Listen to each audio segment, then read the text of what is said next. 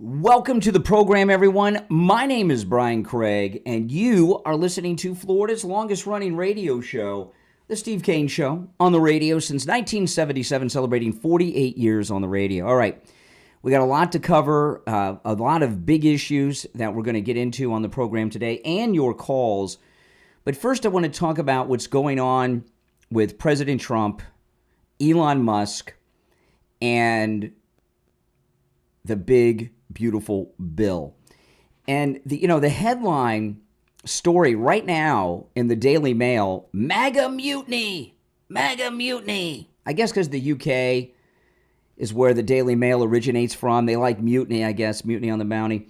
MAGA civil war erupts as Trump allies, led by his biggest defenders, side with Musk and reveal the real reason Tesla chief went rogue.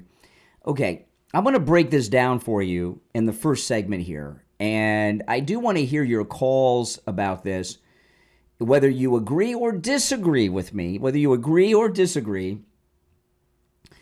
I am here to tell you that President Trump and Elon Musk are the bestest of best friends. Elon Musk is still the first bud, and Elon Musk going around trashing the big beautiful bill is a big psyop that he's operating in coordination with President Trump. And let me explain what I mean by this, okay? The Republican Party as a whole, we have a bunch of fake Republicans. We call them rhinos, Republicans in name only. There's a lot of fake MAGA out there. But throughout the history of the Republicans in Congress, they never really are loyal to the conservative movement. They're loyal to the people that buy them off, the donor class. You know this. Okay? So when we have big legislation that's very important, like the big beautiful bill, they don't do what they're supposed to do as conservative Republicans. They do what the donor sugar daddies tell them to do. Although in this day and age, they probably have sugar mamas too. And in the House of Representatives, and I know most of you know this next part I'm going to share with you, but we have liberals listening, and with the liberals out there, you got to get out the crayons and the fat pencils from time to time and explain these basic things about how the government of the United States operates that they don't teach in school anymore. They're too busy teaching the 1619 Project and gender affirmations and all this stuff, okay? In the Congress, in the House of Representatives, the Speaker of the House has a team of other House members that are part of the leadership team. One of those jobs is the House Whip, all right?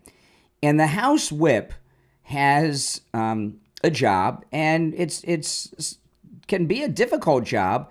The House Whip, what he does for the Speaker of the House is whip the votes behind the legislation they're voting on, right? The House Whip. They have a similar process in the Senate. Okay? What Elon Musk is President Trump's congressional whip. He's the whip of both houses, both the Senate and the House of Representatives. He's whipping everyone into shape. There's no MAGA mutiny going on.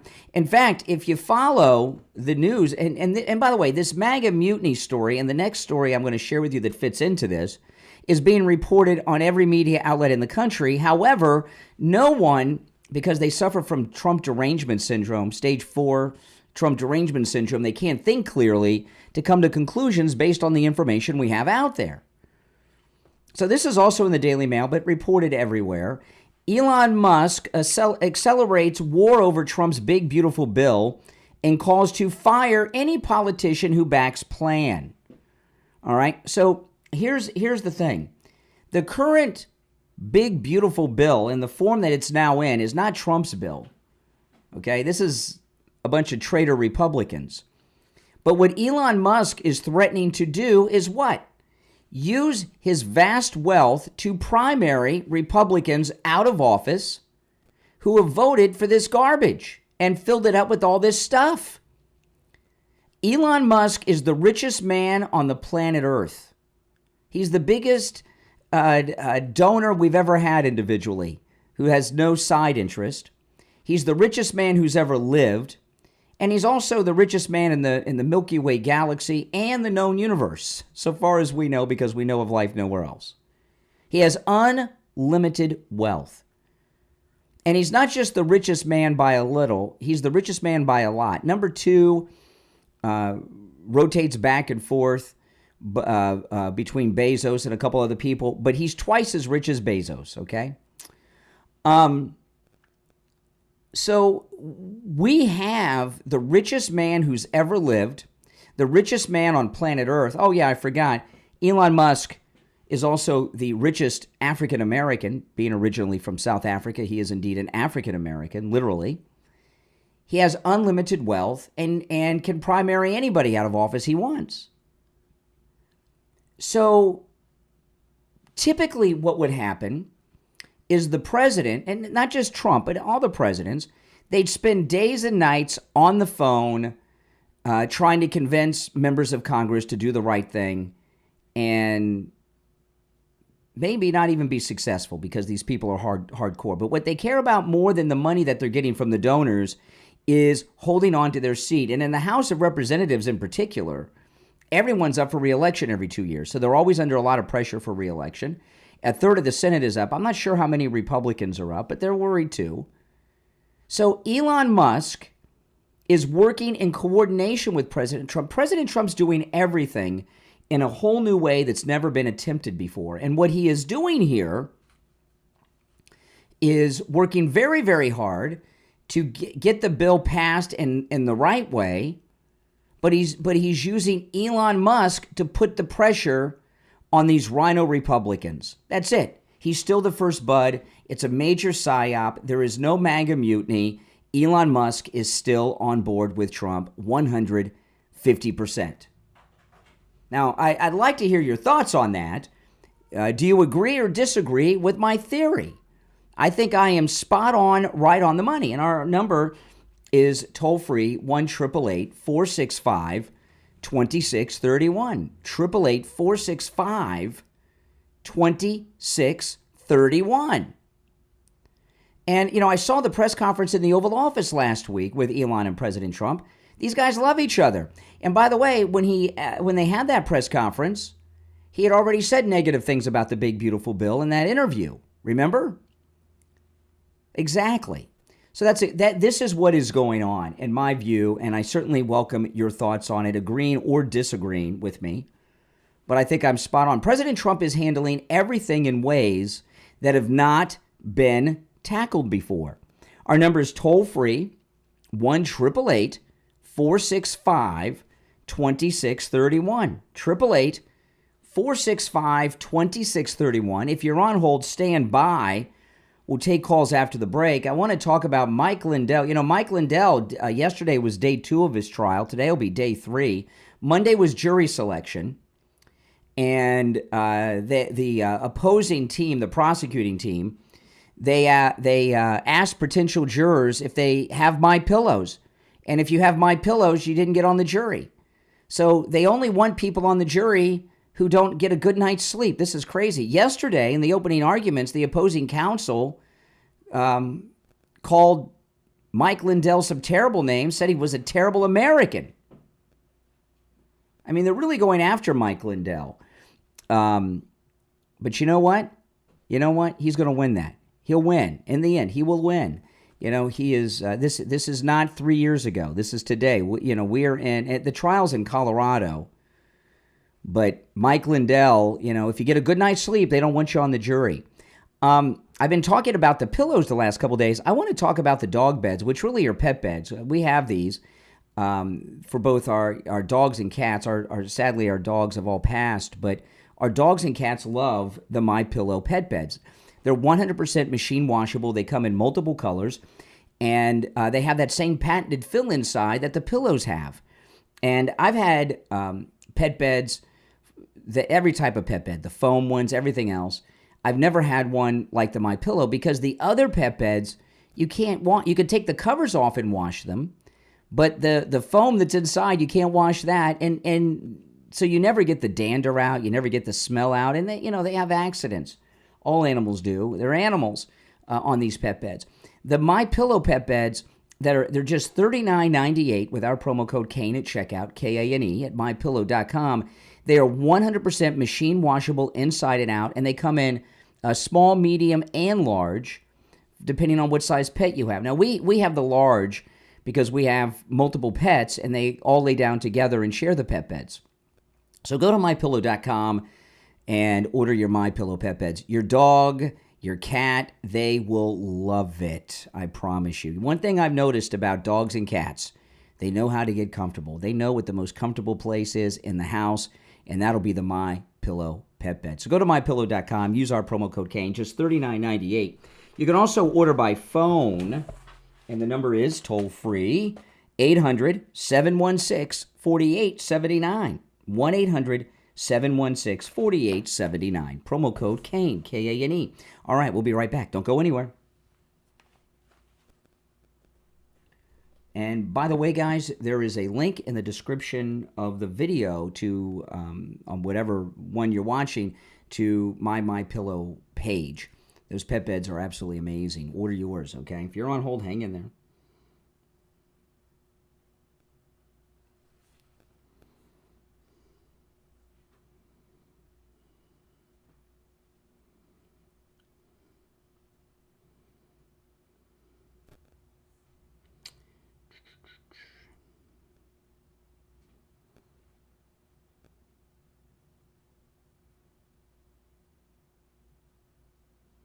If you're new, make sure you subscribe, guys, all right?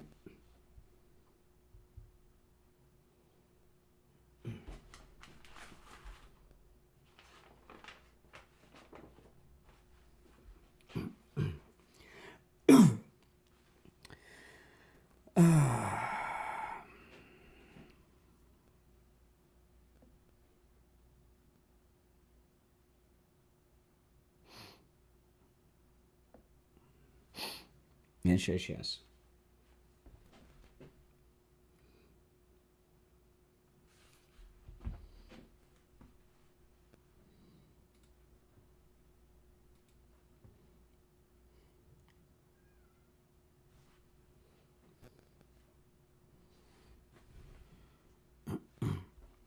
We'll be back in 2 minutes.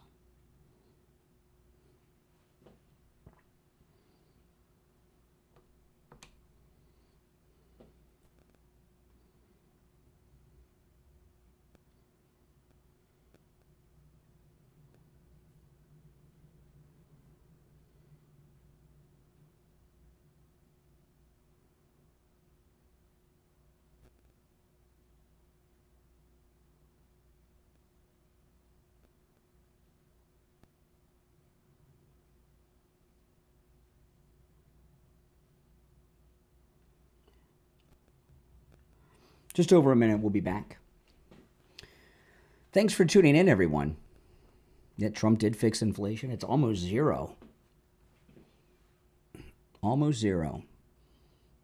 This is one of our scheduled radio station breaks.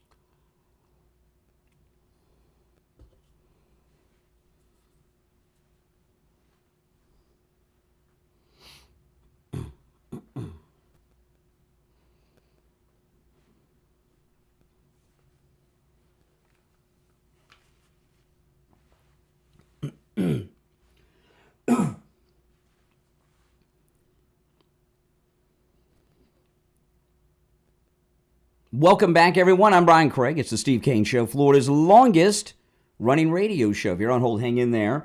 By the way, I went to Target yesterday and I bought eggs. Needed some eggs, and they have. I didn't get the cheapest eggs. They were under $6. I can't remember the exact price, but they were $5 and something cents. Egg prices, a dramatic drop, a huge drop. In fact, about 70%. They've dropped, and there's places where they're even lower. But that was at Target yesterday, under $6 a dozen, and it was not the cheapest of the eggs either. There's some that were even cheaper.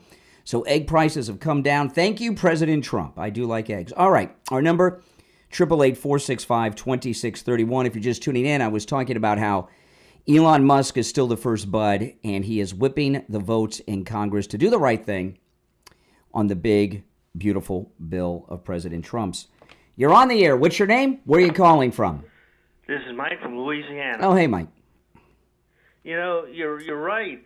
This is a psyop. I mean, we said this before. He's the first bud. I mean, how many times have we seen little X in the Oval Office with him? Exactly. You know? Exactly. You know, and that's the thing. And this is a shot across the bow to Lindsey Graham.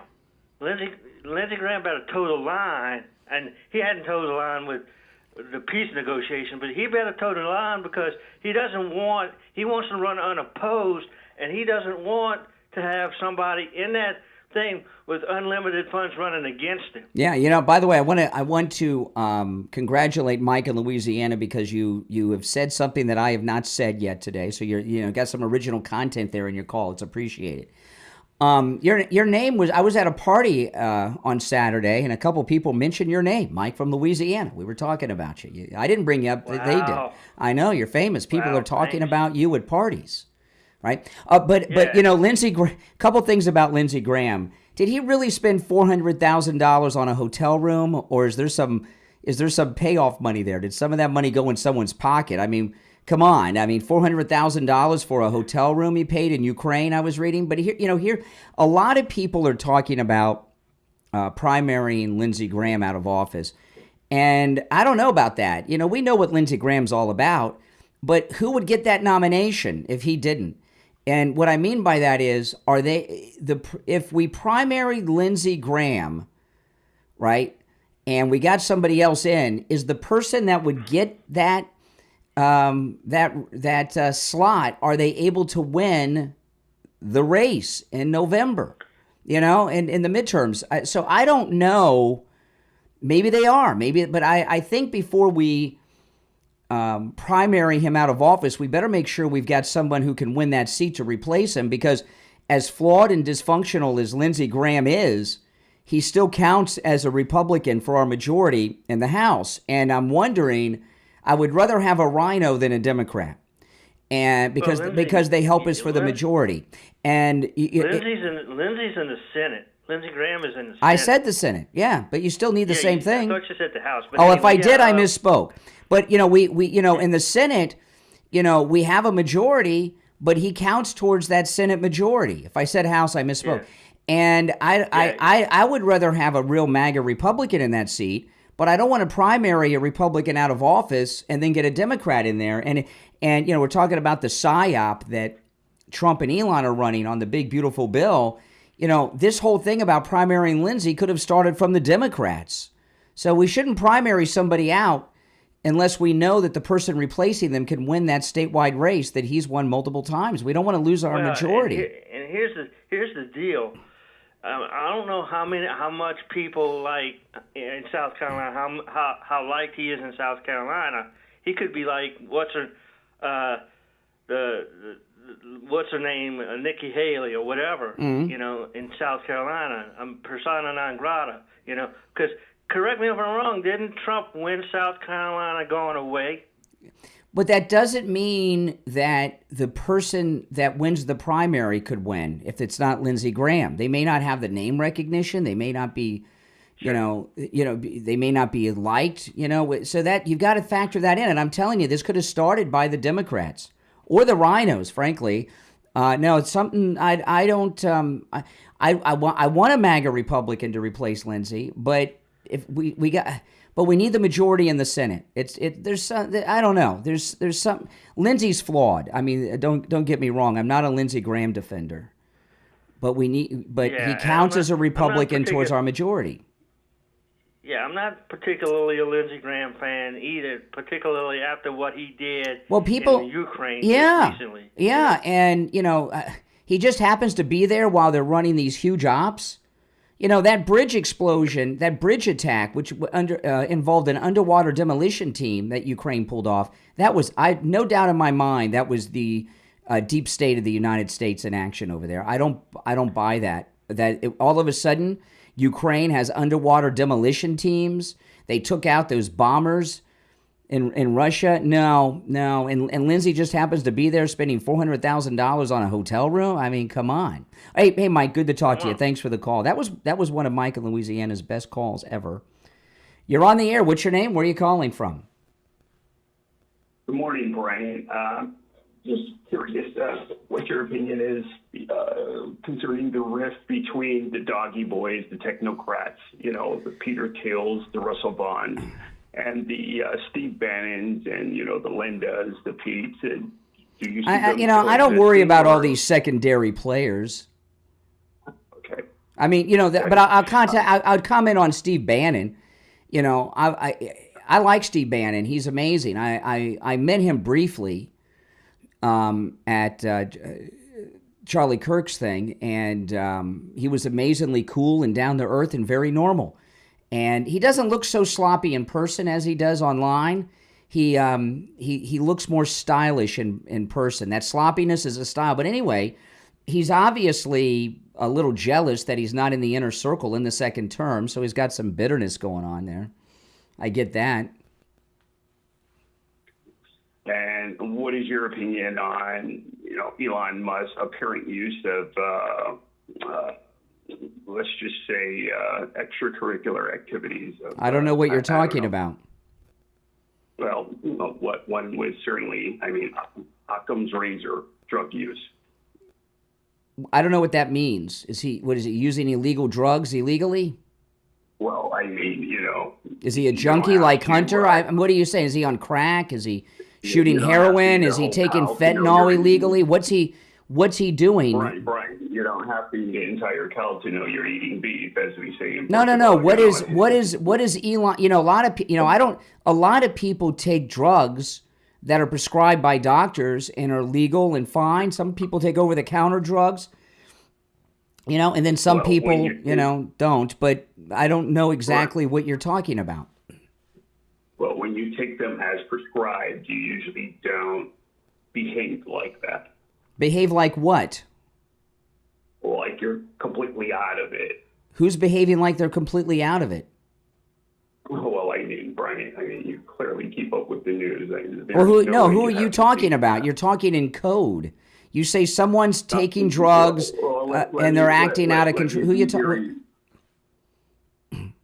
Well, two of us can't talk, so I'm going to let you talk. It's your show. No, tell me.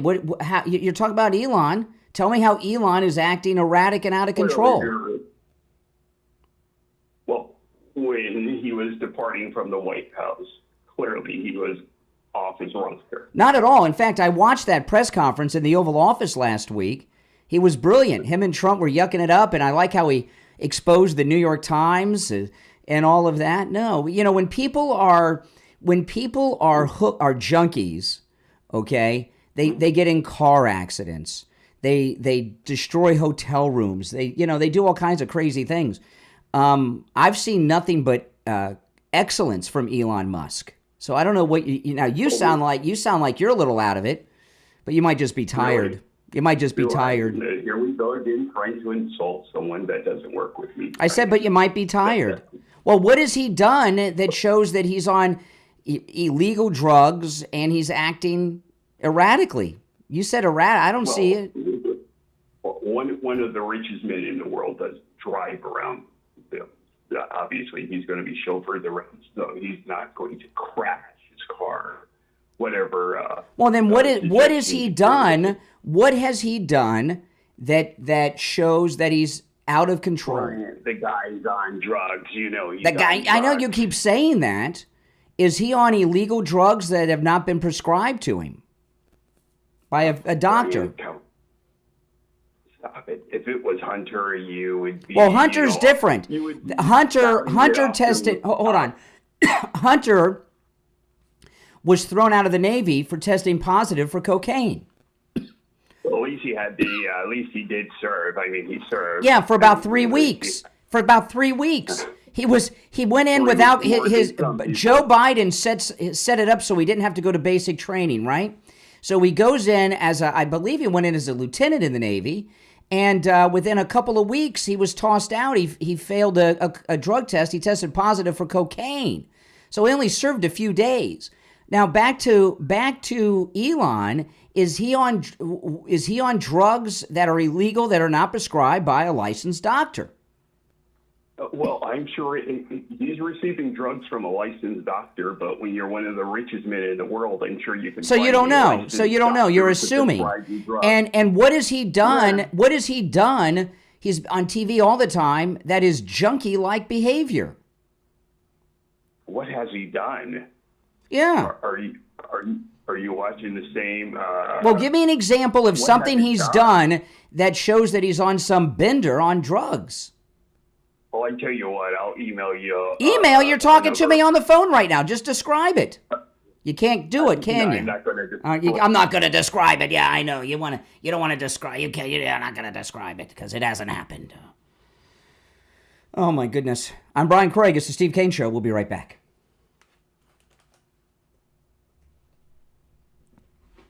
Unbelievable. He thought he had something there. You know that? He thought he had something.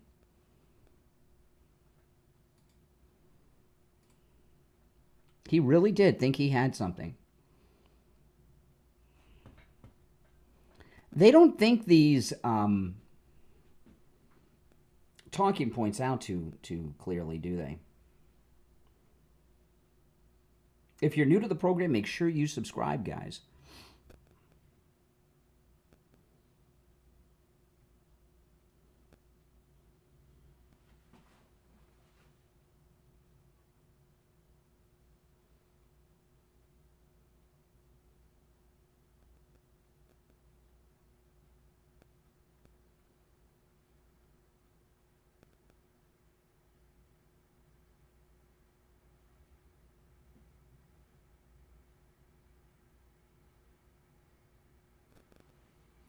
We'll be back in about 2 minutes.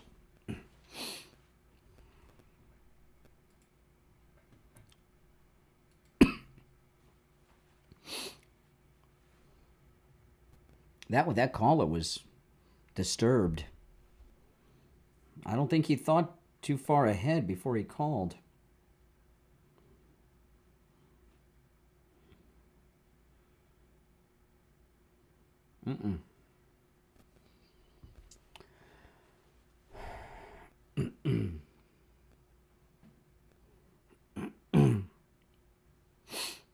Welcome to our new subscribers. Welcome.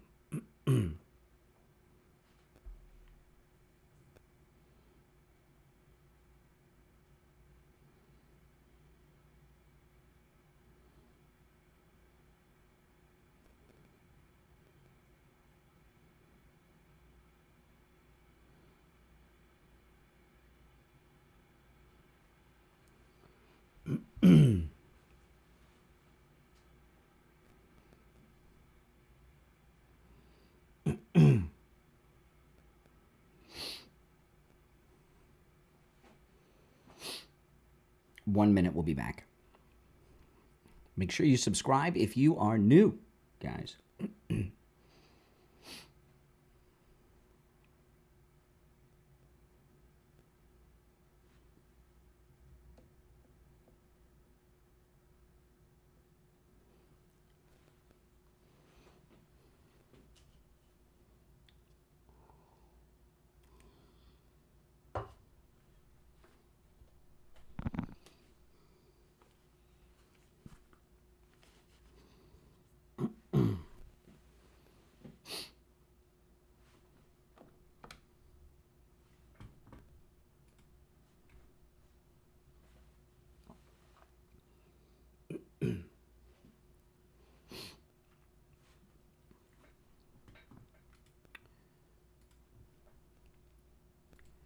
Welcome back, everyone. I'm Brian. It's the Steve Kane Show, Florida's longest-running radio show. Call us on hold, stand by. You know this.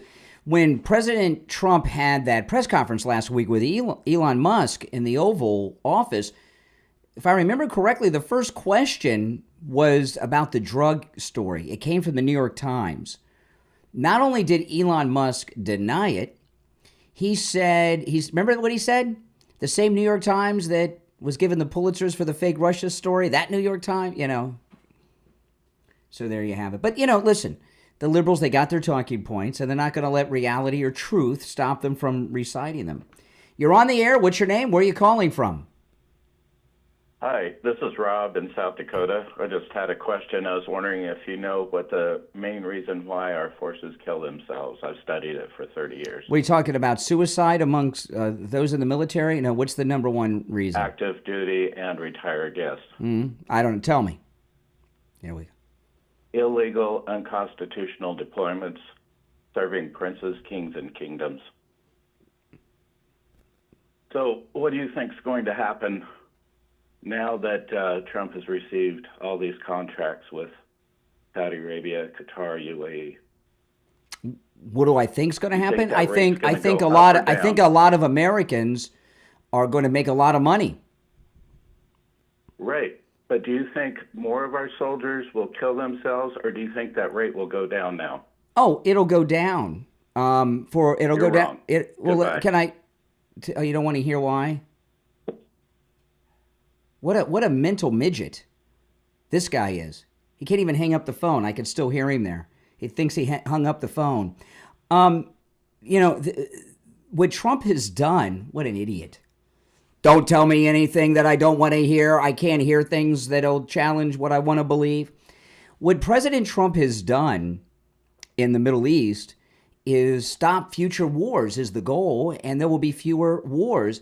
The reason that a lot of people that serve in the military have the types of problems that Mental Midget brought up, which are sad things, it's because of trauma from things they've experienced in combat. I've had friends and family members, including my father, who's a combat veteran from Vietnam, and I've seen what impact that has had on people throughout their entire life. When you're over there in these wars that Bush and Cheney lied us into, or Johnson and all these things, and they're involved in the things that they're put in there to do by these military industrial complex war criminals like Bush and Cheney, they come back, they have trauma, not just from combat, but from what they were put in a position to do. And that's why that happens. Trump, who's an anti-war guy, he's the first president since the Second World War not to start a new war while he was in office.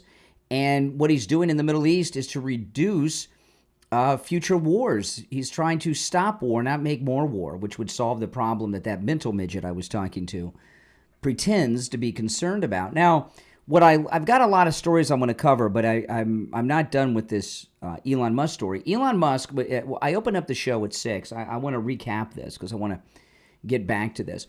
There's a lot of talk that Elon Musk and Trump have had a falling out. They call it a MAGA mutiny. He's not blasting Trump. He's blasting the bill. And the bill that's in the Congress right now is not the Trump bill.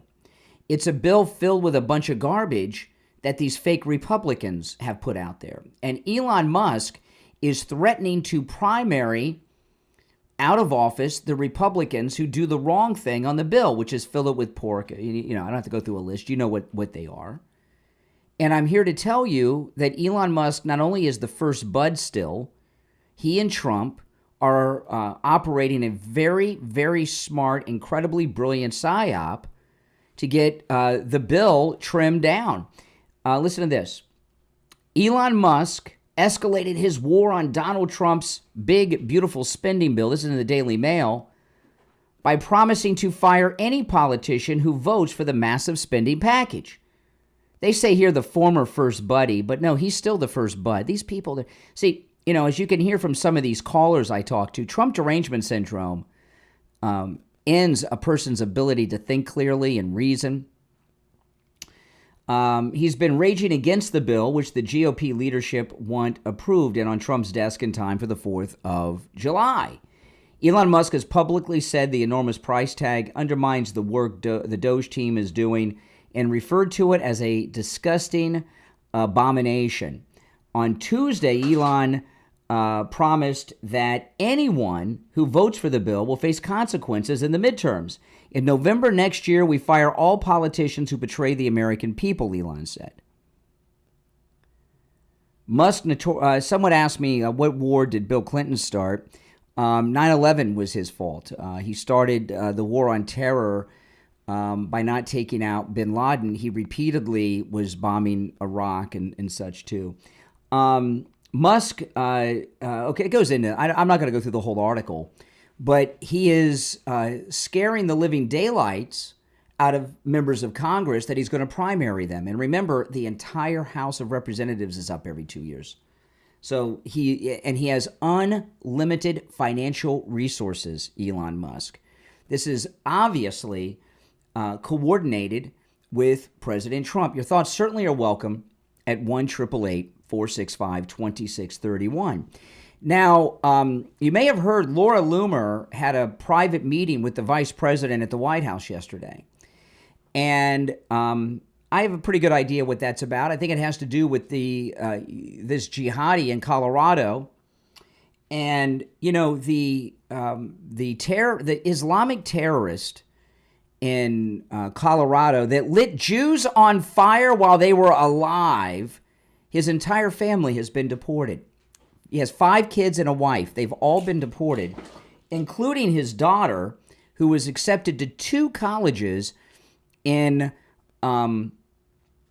Colorado. That's over now. They're being deported. Listen to this. The daughter of the Egyptian national accused of throwing Molotov cocktails, well, we've seen the video of him doing it, at pro-Israeli protesters, was an award-winning student hoping to study medicine in college. This is the daughter of the Colorado jihadi. She'd applied for a scholarship from the Denver Gazette. And since they've rounded them all up and they're deporting them, she's in the country illegally. She she didn't go to a regular public school. She went to a charter school, and now she has a free ride to college. Well, she was, not anymore. She applied for scholarships from the Denver Gazette, shared how much she's learned and grown as a person since immigrating from Kuwait 2 years ago. Coming to the USA has fundamentally changed me, she said in her essay. I learned to adapt to new things, even if it was hard. I learned to work under pressure and improve rapidly in a very short amount of time. This is the daughter of the terrorist of Boulder, Colorado. But now she and her family are set to be deported following her father's arrest over the weekend. The 45-year-old patriarch, that's what they call the terrorist here, right? The patriarch, had overstayed his visa after entering the U.S. under the Biden administration. However, the legal status of his wife and children remain unclear. No, if they're deporting them, they're here illegally. In her scholarship essay, she revealed her struggle as she learned English as a sophomore at the charter school she went to. She was required to take a foreign language and opted to learn German. I had to do that too in college. Very difficult because I'm not good with the foreign languages, and I barely graduated college because of the foreign. I graduated with honors, but I was afraid I wouldn't graduate because of the foreign language requirement. We all have to do that, not just daughters of terrorists. Her difficulty speaking the native language meant she had no friends and was often alone in her sophomore year, according to the local paper, the Gazette. In the years since, let me see, I lost the thing here. But anyway, her dream was to become a doctor, okay? And it goes on. We don't need to hear the whole story of her. Her dream was to become a doctor. Her father made these homemade weapons, made them himself. He'd been planning this for a year by his own admission after his arrest. In his home, there was him and his wife and 5 children. So they had a home with 7 people. I doubt it was a mansion because they were illegal. And I'm here to tell you this, that someone who plans on becoming a doctor knows a lot about science. There's no way that this guy was making Molotov cocktails in a home of 7 people, 5 children and a wife, 7 including him, and the whole family didn't know what was going on. And when you have a daughter who plans on becoming a medical doctor and has a knowledge in science and chemistry and things like this, there's no doubt she probably was involved in making the Molotov cocktails with him. You know, the story they reported was that he learned how to do it online. That he learned how to do it with his daughter, make the Molotov cocktails. What was her role? What was their role? Give me a break. And America's media are filled, oh, her dreams of becoming a doctor have been taken away. Her family are a family of illegals. What is she doing getting free rides to colleges and medical school if her and her family are here illegally? She can apply to college and go to medical school in Kuwait. But hey, we want to give the credit where it's due. The Trump administration has done something amazing. We got a terrorist, he's in custody, and they're deporting. Well, they're doing an investigation, but they're deporting his entire family, his 5 children and his wife, all will be deported, including the wannabe doctor, to Kuwait. And that's a good thing. And if they start doing that, and I'll tell you something else. This guy had a lot to lose. 5 children and a wife. Do you think that a 45-year-old father of 5, the oldest about to go to college, just graduated high school, and a wife went and did something like this just to do it? Was he activated by, it's being reported by Laura Loomer that he's Muslim Brotherhood. Okay? That he's Muslim Brotherhood. So was he activated by Iran, the Muslim Brotherhood, or someone else to do what it is he did? I think so. Yeah, I think he was a sleeper.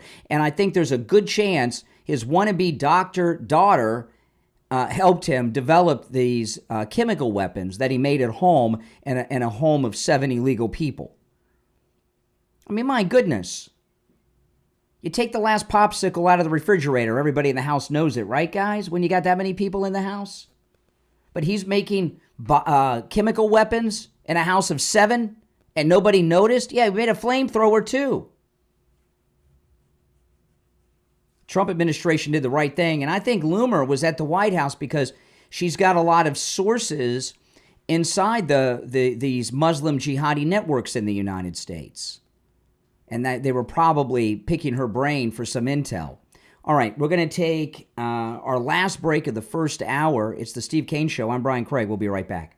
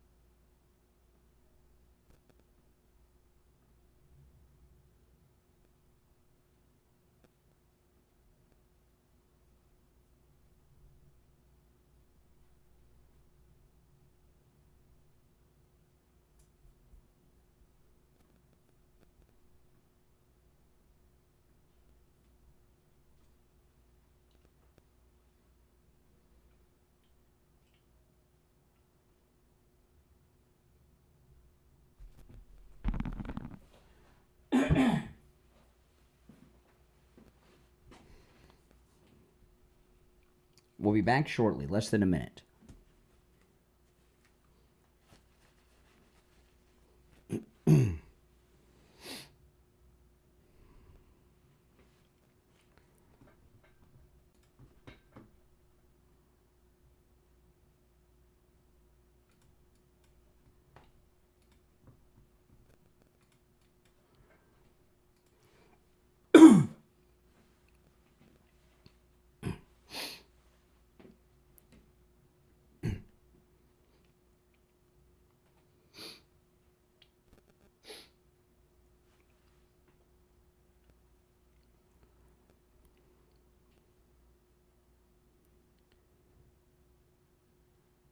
Welcome back, everyone. I'm Brian Craig. You're listening to The Steve Kane Show, Florida's longest-running radio show.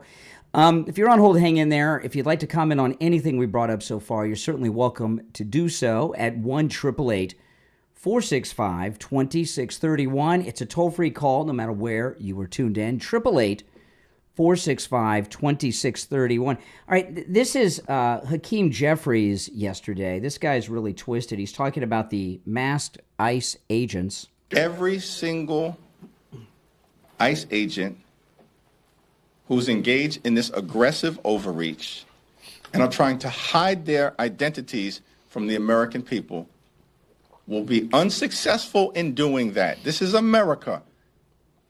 This is not the Soviet Union. We're not behind the Iron Curtain. This is not the 1930s. And every single one of them, no matter what it takes, no matter how long it takes, will, of course, be identified. Wow. So he wants to dox everybody. The liberals, boy, they're in big trouble. We want the Democrats to be in trouble. We don't want them to get their act together and make it, so they could get their act back together. Means it would make elections more difficult for us to win, and we want to win. But they want to identify these ICE agents. Now, the ICE director yesterday was asked about this in a press conference, and he talked about why this started, the masking of these ICE agents, which is kind of new in America. We see this in Latin America, but not so much in the United States of America. We're seeing it for the first time. And when they first started these roundups, they were not just going after the agents' identities, they were going after their children and finding them on Instagram and things like this. And, this is another example with the Democrats. The Democrats are always looking to help non-Americans, others. When do you hear the Democrats speak out saying, we want to do this for the American people? They're always talking about helping criminals or foreigners. And this is one of the biggest problems that they've not yet identified. And they continue to push for this. When you watch any of the arrests in Latin America, all the police, like the local police, are all wearing masks because it's dangerous for them to be identified. And they're dealing with the people that ICE are arresting are the same people that get arrested in South America. It's the same criminal class. These are very dangerous people who have no honor and no rules. And they won't just go after the agents if they have their identity. They will go after their families, including their children. And this has happened here in this country, according to the ICE director in the press conference yesterday. And Hakeem Jeffries, these Democrats have truly lost their mind. Someone asked yesterday a great question. And I cannot wait for her to be asked this question in person. Someone asked this question: what has AOC done since she's been in Congress? Name one thing AOC has done. And, you know what is? Nothing. Just like Hakeem Jeffries. It's not just that they're advocating for criminals and terrorists and illegals and foreigners and not Americans or America. None of them have done much of anything for years and years. Meanwhile, the Republicans are. In fact, it came out yesterday, the great Pete Hegseth, who may go down as the most historic Secretary of Defense of all time. He's absolutely amazing. One of our ships is named the USS Harvey Milk. Harvey Milk. Harvey Milk was a San Francisco gay activist. They made a movie and Sean Penn played him.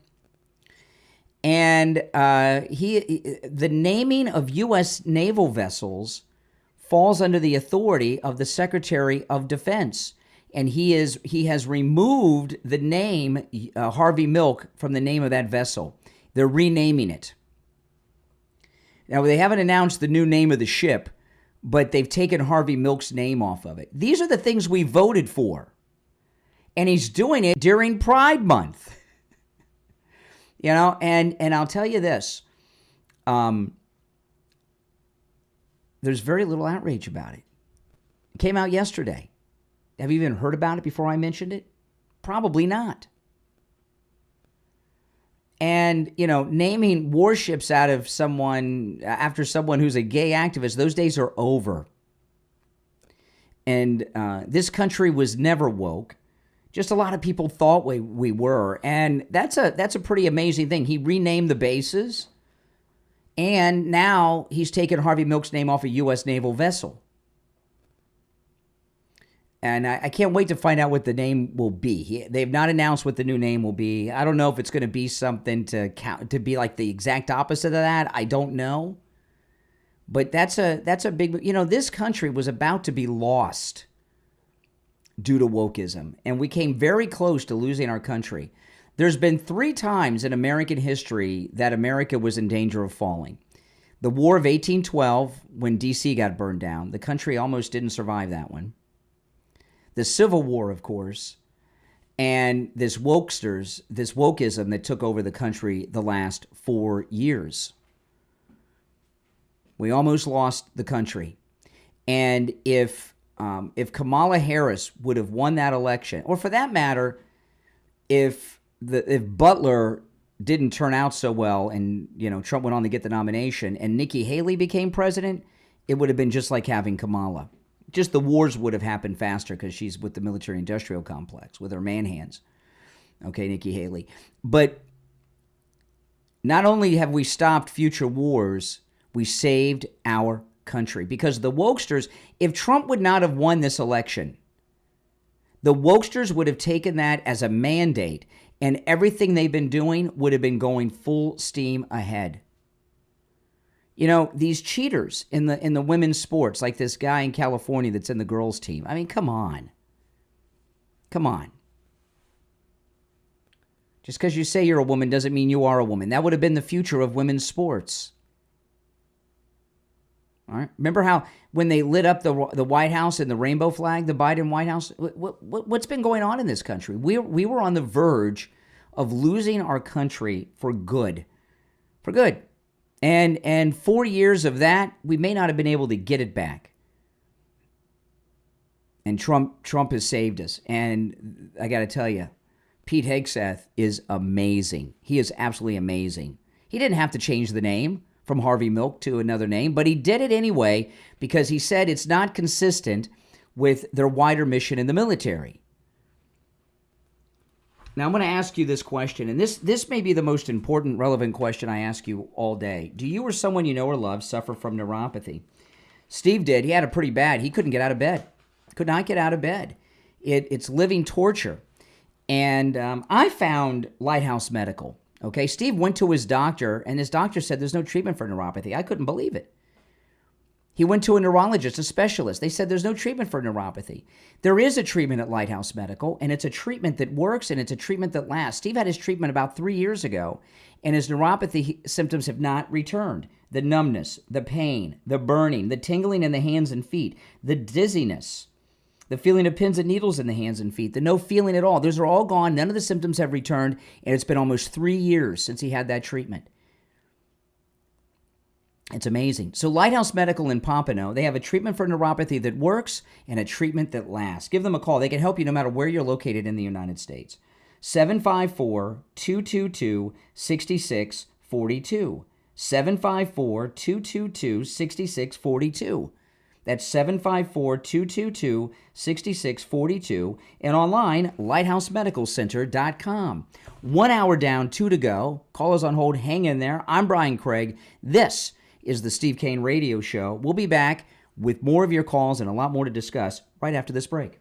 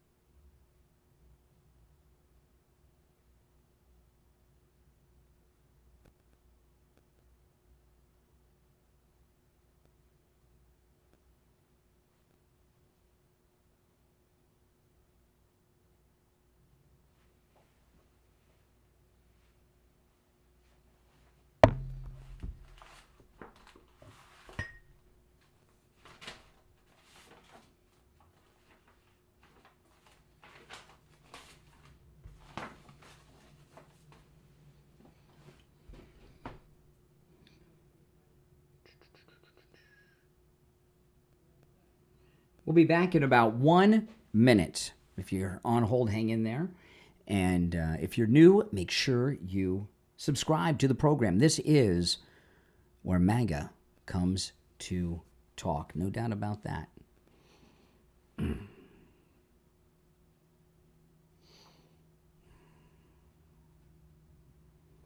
I don't get what you mean by that, Brandon. Call me and tell me where Trump is chickened out. Or are you too chicken to call in and tell me where he's chickened out? I'd love to hear that. You too, Max Payne. You guys with the tacos, you call me on the air. And if I don't hear from you, I'll just assume you're the ones that are chickens and you're just projecting your own cowardness onto a very brave man. All right, here we coming back. The number's pinned in the chat.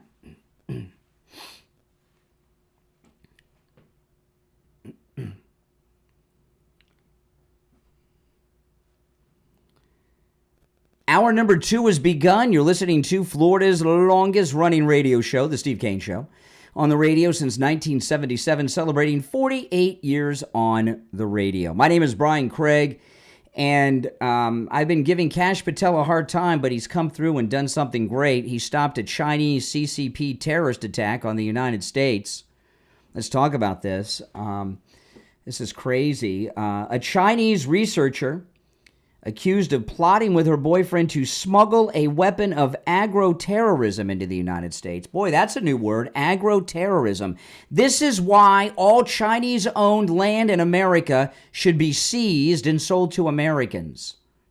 Why do you think the Chinese, the CCP, are buying so much farmland? Agro-terrorism, a new form of terrorism. You know, they own the farmland. They control the food supply, by the way. A Chinese researcher accused of plotting with her boyfriend to smuggle a weapon of agro-terrorism in the United States may have successfully hidden pathogens in her shoe on a previous trip. She's a University of Michigan postdoctoral fellow. Oh, my goodness. See, this is what Trump's talking about with these students. She's been charged along with her boyfriend in the plot tied to the CCP, the Chinese Communist Party. She arrived in the United States from China in 24. Who was president in July 2024? Well, it's hard to say, isn't it, right? Biden, Obama, Jill Biden, Hunter Biden, the Otto Penn Committee. It's a good question. She arrived in the United States from China in July 2024 carrying 4 small baggies of a product responsible for causing billions of dollars worth of damage to livestock, wheat, barley, maize is corn, and rice globally each year. FBI boss Kash Patel issued a chilling warning after the first pictures emerged on Tuesday. Here we got a Chinese CCP college student who is committing an act or attempting, well, it's an act of terrorism. More sophisticated than the jihadi in Boulder, but more deadly. And, you know, one of the things that's being reported is this also, this agro-terrorism weapon that she was trying to smuggle into the United States also has an impact on an individual's ability to become pregnant. That's an attack on our population. And I've told you guys that all this trans stuff, you know where this trans stuff started? You know where it really started to take off? It initiated at Target with the bathroom thing. But what started the huge trans movement in this country? You know what it was? TikTok. And who owned TikTok? China. China pushed on TikTok all that trans stuff. And what did they do? They weakened our military. They lowered our birth rate, all kinds of things that were negative. And they caused a lot of division in the country. We're under attack by China in more ways than we want to know, really. And in many ways that are difficult to understand. Chinese are very smart people. The Chinese people I've known in my life are some of the smartest people I've ever known in my life. And the CCP, they're evil, man. And they do things in some dark, sinister ways. Like buy up our farmland, and then they got agro weapons. I've never even heard of agro-terrorism before. Have you? You're on the air. What's your name? Where are you calling from? Here we go. You're on the air. What's your name? Where are you calling from? Oh, I'm on the air, huh? For now. We'll see for how long. What you called me? What's on your mind? Can you hear me? I can hear you. Can you hear me? I can. The question is, do I want to hear you? What's on your mind? What's on my mind? Well, you called me. How many people are in here? Well, with all our radio What's on my stations, mind? there are thousands upon thousands of people listening to you for the moment. But you got to have something to contribute. You asked me why Trump is a taco, okay? Of course, you're uneducated. Well, educate me. You're calling Trump a coward. I'm uneducated. Educate me to the cowardness of Donald Trump that you say that I'm not educated on. So do you believe that Trump has terrorist still? You were mumbling there. Do I believe that Trump has what? I didn't understand what you said. You said, do I believe that Trump has what? What did you say? Sorry, your feedback, you're coming off like twice. Your mic is terrible. Turn down the volume of whatever you're listening to me on in the background. There's a delay. That's what that is. I'm uneducated, but you know. Hold on. Yeah. Oh my goodness. Can you hear me? Sadly, yes. Give me what right. question did you ask me? All right, let's have a mutual conversation, huh? What a mutual conversation? I'm not sure what that means, but go ahead. Ask me your question about Trump. Oh, hold on. There we go. Oh, hold on. Okay, I lost you. Are you back? I am back. Ask me your question about Trump. I couldn't understand it the first time. So you said, why is Trump a taco? Okay. And the reason why Trump is a taco is because he's implemented tariffs 4 different times and took them away immediately. And those tariffs had absolutely no effect towards what he was trying to, tariff them for. So what is your reasoning for these tariffs? Why? Okay. No, we're talking about 2 different things. We're talking about 2 different things. Okay. Why do you support Trump? What is your main? Well, I'm going to answer the first. I'm going to answer. Listen, I'm going to answer the first part of what we're discussing first. And you say Trump is a coward. I'm here to tell you. Trump is the biggest coward of a president we've ever had. Okay. I'm going to tell you my answer. President Trump is the bravest president. Is this opinion or fact? Tell me. All we have are opinions. What you shared with me was your opinion, and you know what they say about those. But President Trump, my opinions are. This conversation's about over. Excuse me. This conversation's about over. You have to stop talking while I speak. We have to take turns, or I'll end the call. Of course. Okay. Of course. I believe that not only is President Trump not a coward, he's the bravest president we've had in my lifetime. He was shot in the head. He was shot in the head by a never-Trumper in Butler, Pennsylvania. What did he do? He wouldn't let them take him away, the Secret Service. He wanted to finish the speech, and he wouldn't let them leave until he got up and talked to the crowd in the microphone while bullets were flying. Oh, hoorah! What a trip. Then he went on to have continuous open-air rallies, even after the Never-Trumpers tried to shoot him again at the golf course. He even returned to the site where the Never-Trumpers shot him in Butler and did another open-air rally. I think that takes an incredible amount of bravery. So are you saying that you've never been shot at? No, I've never been shot at. Have you? Good for you, sir. I'm very have you been shot at? Yes, I have. In what scenario? What are you, a veteran in combat? You're a veteran in combat? No, I've been shot at on the streets. I've been shot at. Why was someone shooting at you? Shot at doesn't have to do anything. Were they did they really? Was there a conspiracy? Really? Remember when you said about letting people speak? So I want to get some clarity here. So you mean to tell me that, like President Trump, they hired somebody hired a sharpshooter to target you? What was the situation you were shot at in? We're not talking about me. We're talking about you brought it up. You brought it up. You said you were shot at. Well, I think after someone is shot, for seconds later to get up and. Why don't? Okay. You're yelling. You're getting a little emotional here. You better calm down, sir. What if I better calm down? What if I don't? What are you going to do? Oh, God forbid. Who knows? What are you going to do? Well, I'll just continue. I'll just continue without you. But explain to me, a man gets shot in the head, and he gets up and continues to speak. How's that cowardly and not bravery? How is that cowardly and not bravery? After he got shot, he got up and wanted to continue speaking, and did. He said, "Fight, fight, fight," with blood all over his face. That's not cowardly. Yeah, that's bravery.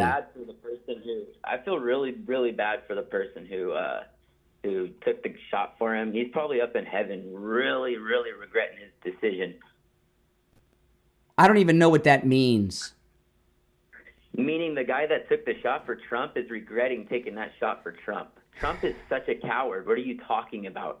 Cowards don't get up after they've been shot in the head and continue speaking at the spot they were just shot at. He didn't get shot in the fucking head. Oh, there we go. All right. Dump button. If you're on hold, stand by while we wait for the delay to re-engage. First time today, Mike.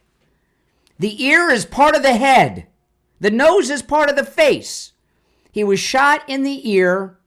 The gun was aiming for his head, and only by the grace of Jesus above did that tech person put the monitor on the other side of the stage than normal. Oh, my goodness.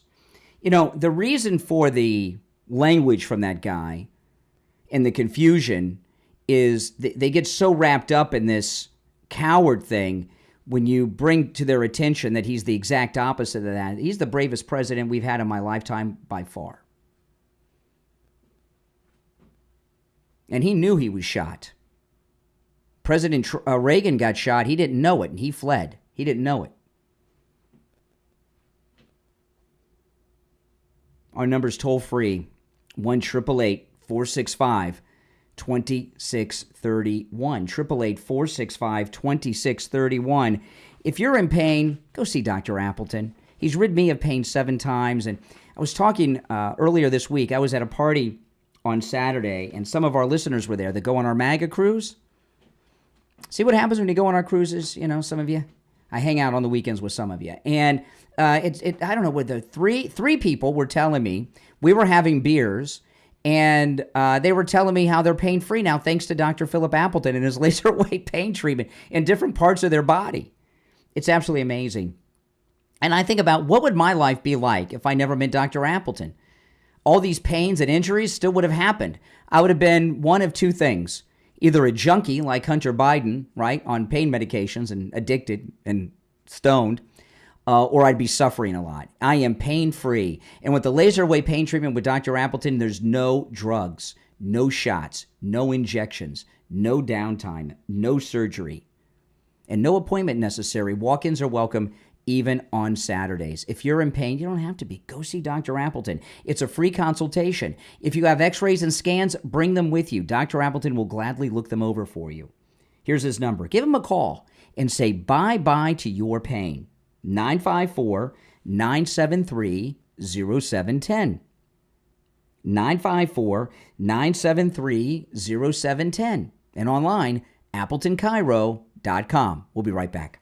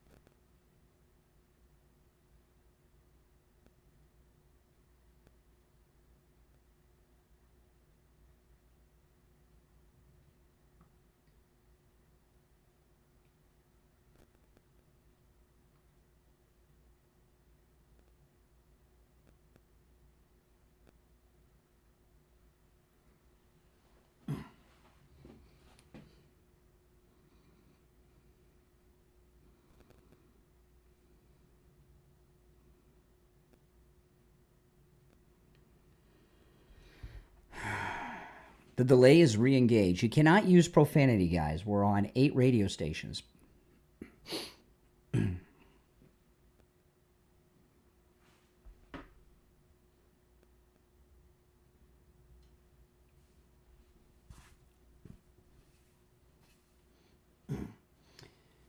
I like this orange MAGA hat. One of our listeners sent it to me, which I like this hat a lot. This is a good one. And it's light. It's good for the summer weather. This is kind of like a summer MAGA hat because it's lighter, so you don't get your head doesn't get as hot.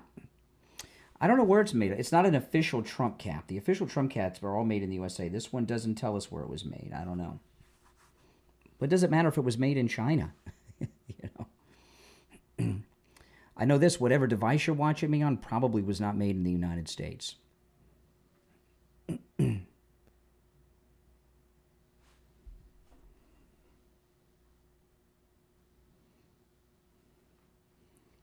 If you're new to the channel, make sure that you subscribe. All right, guys, this is where MAGA comes to talk.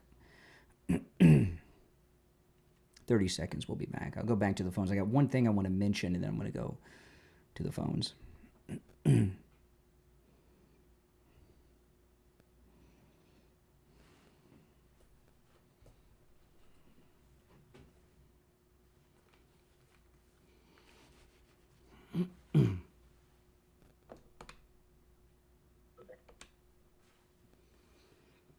We're back. I'm Brian Craig. It's the Steve Kane Show, Florida's longest-running radio show. I got a text during the break from one of our sponsors of the program. I don't want to say who because I don't know if they want to be connected to this particular theory, but they sent me a text that I think is such a great question, and I'm going to ask the question to you.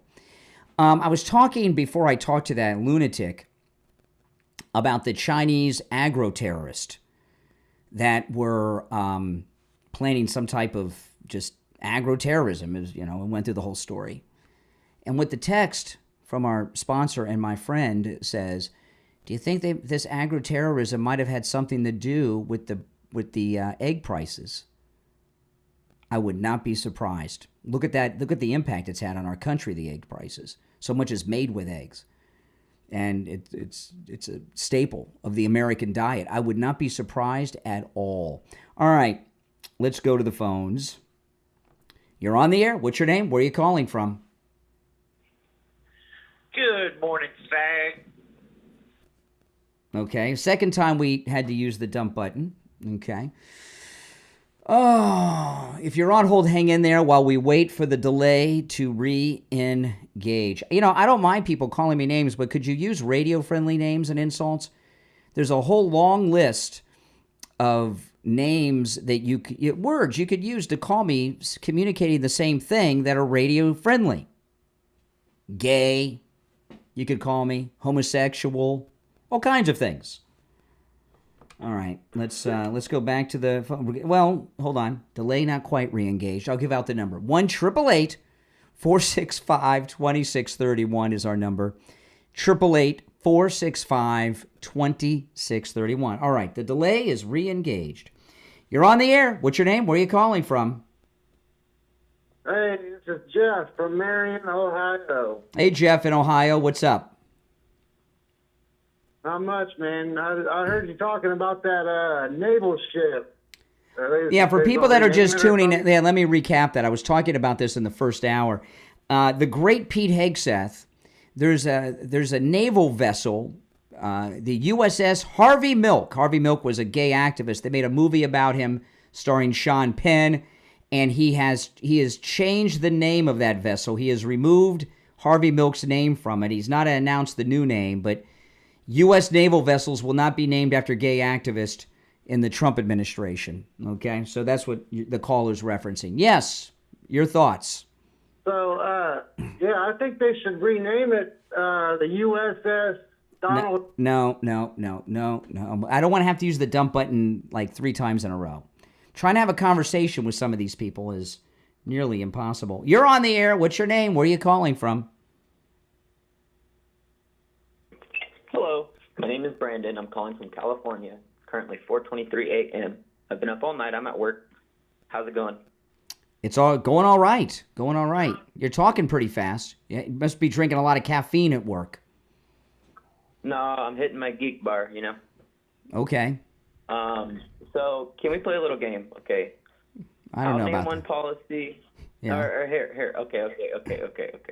Can you name me one policy that you like of Donald Trump?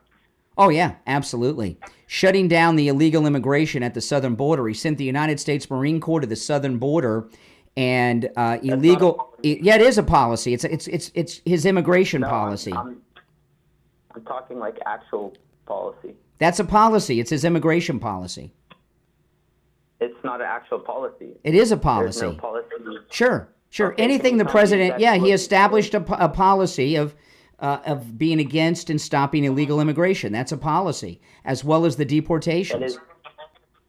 That is not an actual policy. It is though. a I'm policy. talking Okay. So other than what he's done, what are some things I approve of? Yeah, sure.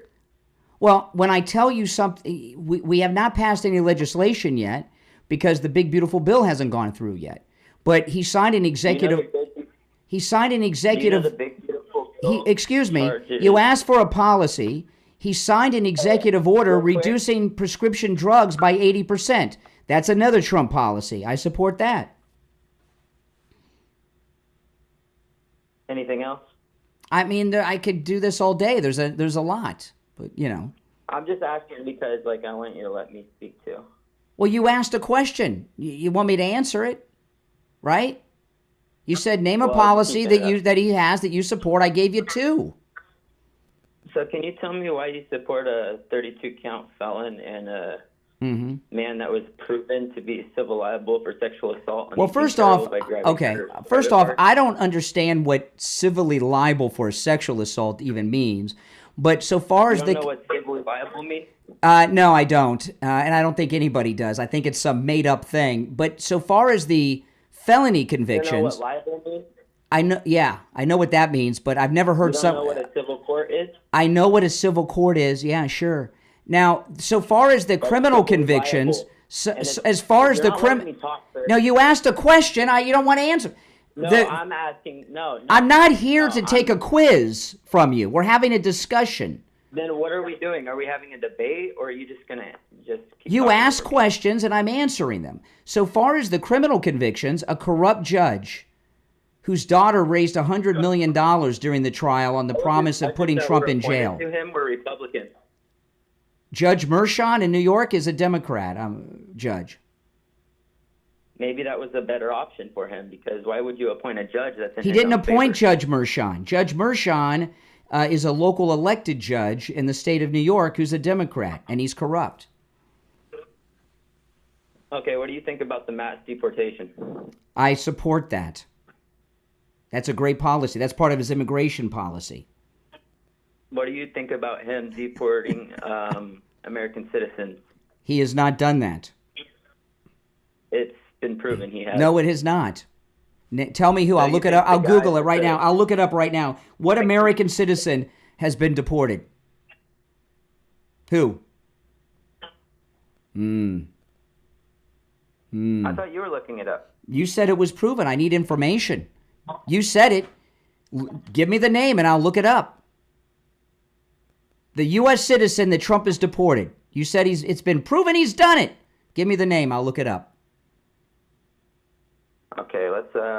You must feel. Are you feeling stupid yet? Let's talk about. You want to? Oh, you're done with that one. Okay, so you've given. So he is not deported. No, I wasn't done with that one. Well, you said it. You're going to withdraw that charge? You were wrong? You said something about Trump that wasn't true? Okay, I can't remember his name, but the guy with the MS-13... He was not a U.S. citizen. He was an illegal immigrant who was ordered by 2 federal judges to be deported. Garcia. He was not a U.S. citizen. Yeah, but the El Salvadorian leader, he said that he didn't belong there. No, the president of El Salvador said he's right where he belongs. The guy you're talking about is Garcia. He's a citizen of El Salvador, not the United States. He's an illegal alien ordered by 2 federal judges to be deported. Why are you calling him an alien? That's so crazy. These are people. There's different types of aliens. Are you racist? Are you racist? See now what they're doing? Of course I'm not. Then why would you call someone of color an alien? I'm not calling him a space alien. I'm calling space. Okay, let me tell you something. Slow down a little. Slow down a second, California. There's only one type of real alien, and those are illegal aliens. Space aliens don't exist. Extraterrestrial aliens. No, there are no extraterrestrial aliens. Space aliens do not exist. Illegal aliens do. Alien applies to people that are somewhere that they don't belong. You're aware that extraterrestrials do not exist, right? We've never seen one. Do you know the definition of an alien? All you got are stupid questions. He's an illegal alien. He's not an illegal alien now. Listen, I gotta run and take a break. It's time for a commercial break. I gotta run because I'm due back on the planet Earth. Okay. But hey, thanks for the call. Call again sometime, but it's only one call per day. You can call me tomorrow if you want, all right? Take care. Oh, boy. Another Rhodes Scholar. We'll be right back.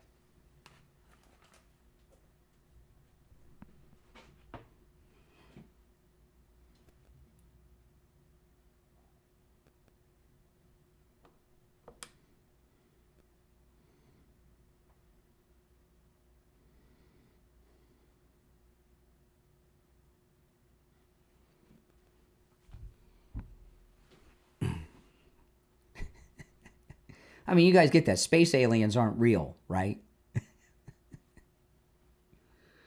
Oh, my goodness. They took the space alien. They got alien from the illegal.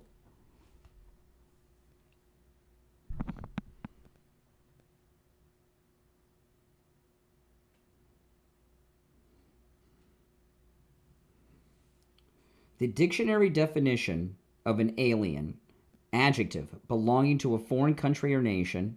Noun, a foreigner, especially one who is not a naturalized citizen of the country where they are living.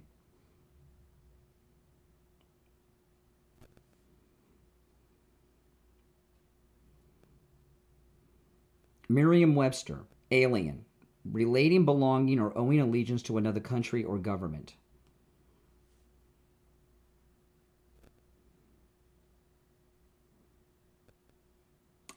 This is also Merriam-Webster. A person who is not of a particular group or place. Extraterrestrial aliens do not exist. That's science fiction. Emphasis on fiction. Okay. I think for a second he believed that aliens existed. Oh my goodness. What are they teaching kids in college these days?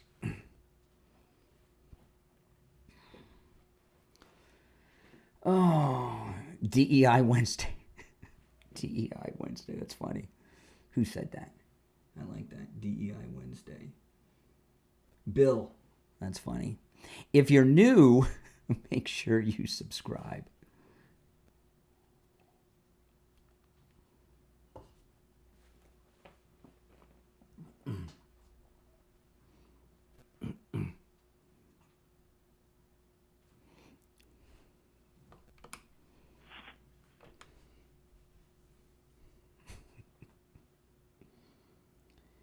Oh my goodness. What a way to make a living, guys, huh? I'm blessed.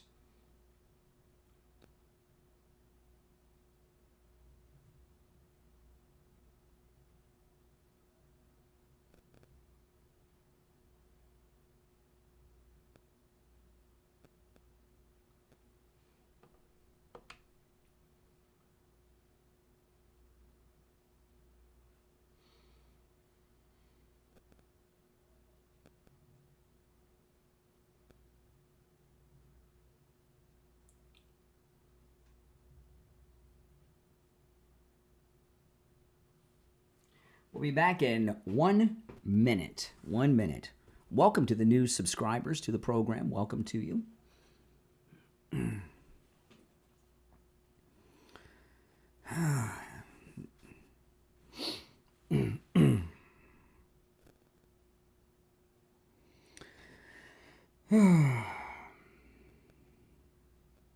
I tell you, my wife and I got these rapid radios a couple weeks ago now. These are awesome. I spend so little time in my phone. Because of that, I can leave the house without the phone.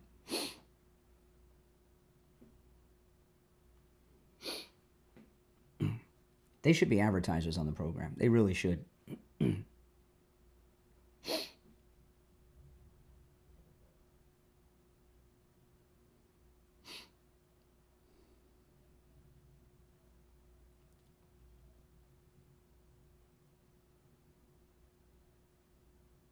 We are back. I'm Brian Craig. It's the Steve Kane Show, Florida's longest running radio show. Back to our phones. You're on the air. What's your name? Where are you calling from? Oh, good morning. Hi, this is Prissy in Vermont. Prissy. Good morning, Brian. All right. What's up, Prissy? Hold on one second, Hi, Prissy. Wait, give me a second, Prissy. My phones are ringing off the hook here, and every line is lit. All right, go ahead, Prissy. Oh, I just called to say thank you for, if anybody hadn't watched your video you did on Bono. I was watching it, and you were just crushing that video. I was laughing so Which video hard. was that? Which video?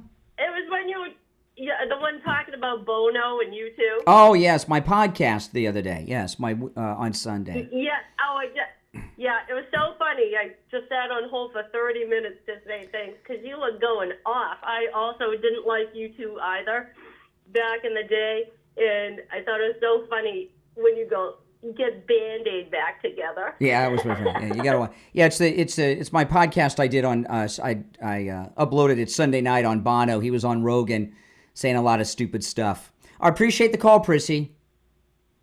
Yep, get Band-Aid back together and support Hamas. Yeah, that's right. That's right. Take care. When you hear the show in the context, it's right.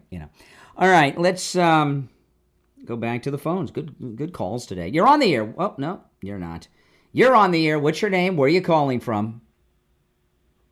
Hey, Brian, I know it's only one call a day, but you hung up on me, man. What'd you hang up on me for? Every call ends in me hanging up. If I'm on a phone call with my wife, one of us have to hang up. I know that. I don't remember your call. I don't remember talking to you. What were we talking about? The Navy ship. Oh, I don't remember. I really don't remember. I don't know. But hey, listen. Thanks for the call, though. I didn't even get a tell you what I was going to say. All right, you got back on. I'll break the rule and find out if I made the right decision or not, ending the call.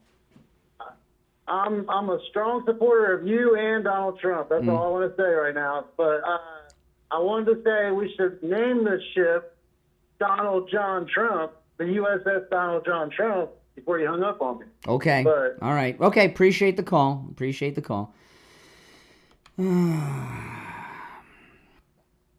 Boy, oh boy. All right. Who's next? You're on the air. What's your name? Where are you calling from? Yeah, it's Renee from Harvard. Oh, hey, Renee. How you doing? Yeah, I'm all right. I listened to you spout that lie about that attempted assassination of your boy. And the fact of the matter is that whole thing was a setup. That thing was staged. That guy wanted to get shot. That's the only reason he got shot, because he missed. He's that stupid. But the guy was a Trump supporter, first of all. No, he wasn't. No, he wasn't. He was a Trump supporter. Lie some more. Say it again. He wasn't. Go on, Brian. In fact, they interviewed his friends from school. They all said he hated Trump. That's why. But then they knew him. Okay. What did they know? They just knew him. Oh my God! That's the only reason that idiot got elected. Is because of that fake attempted assassination. Can I try? Can we listen? I would not normally do this, but I want to try to have a real conversation with you. Can you tone down the? Can you turn down the anger? Who would set up? I'm gonna ask you now. I understand. Excuse me. I understand that when someone's suffering from a delusion, anything that takes them out of the fantasy, they want to stop. So I'll do this with you or without you. I can keep you on the air or hang up and say what I'm going to say. I want to give you the choice. Do you want to be a part of the conversation, or do you want me to hang up on you? Okay. I want you to explain to me this. Who would set up a stunt to have some punk kid trust them to shoot at them with a long gun like that on stage? It seems risky. Well, wait, that seems very risky. If he was a coward, you guys say that he's a coward, this taco thing. What kind of coward would let someone shoot at them with live ammo as part of a plot? And we know it was live because the firefighter was murdered and 2 Trump supporters behind him were wounded. Right. If he's a coward, why would he let someone shoot at him with live ammo like that? They didn't shoot at him. They just shot. They hit him. He got hit. He got hit. Yeah, right. No, they did. He didn't get hit. They hit something else and it hit him. No, he has a hole in his ear. Yeah, right. All right, take care. Oh my goodness.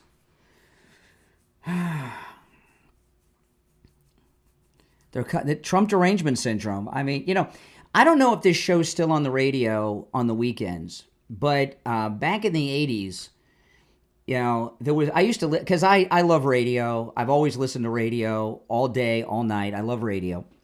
So I listen to anything on the radio. I just love, except the Joyce Kaufman show. I won't listen to that because, I like to stay awake while I'm listening to the radio.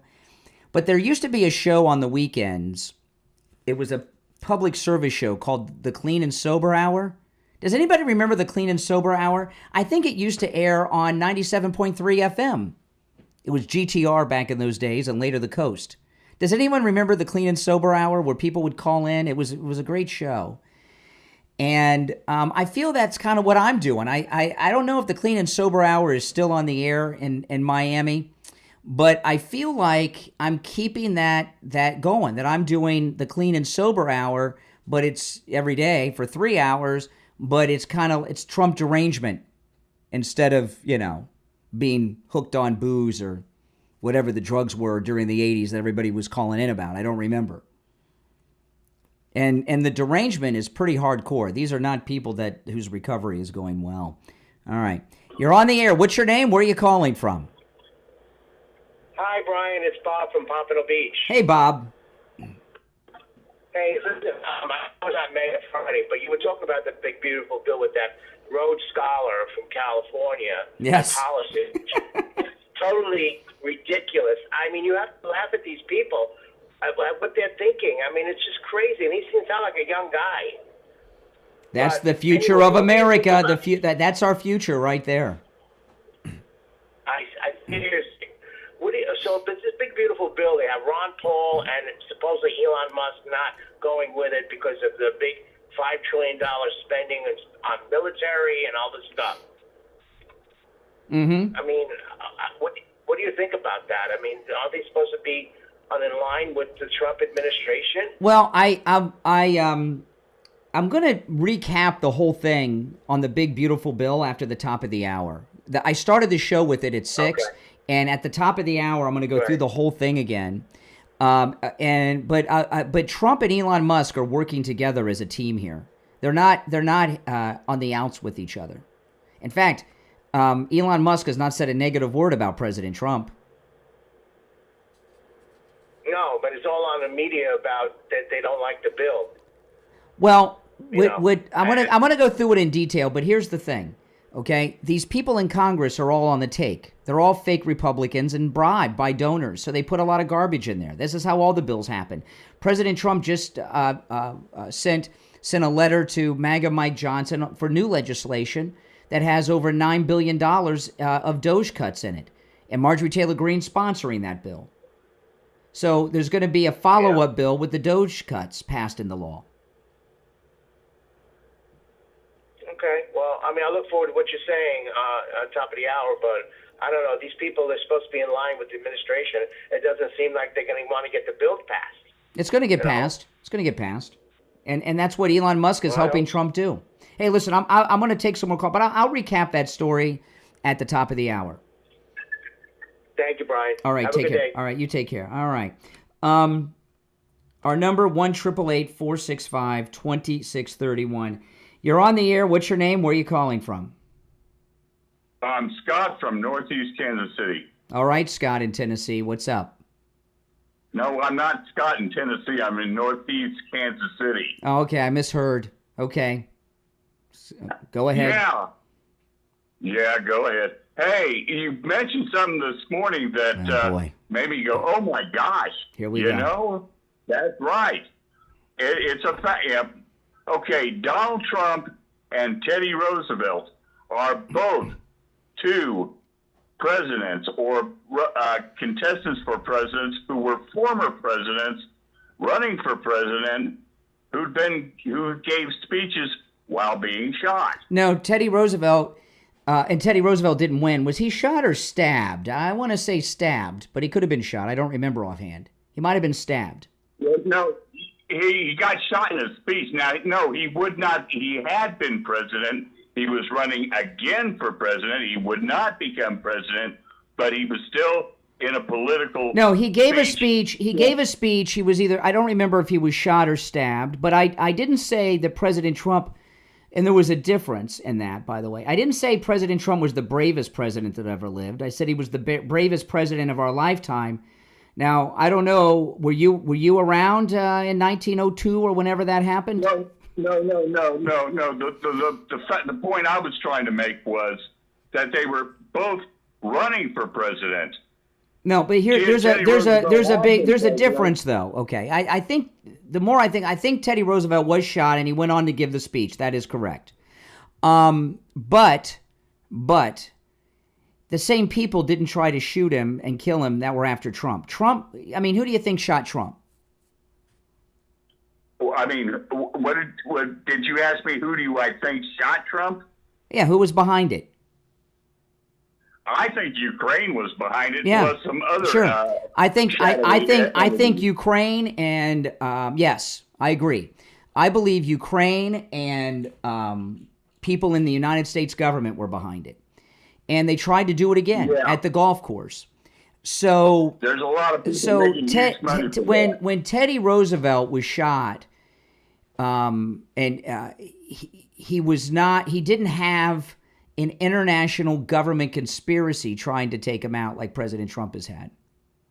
Yeah, and I'm a little dusty on who it was who shot him and what reason.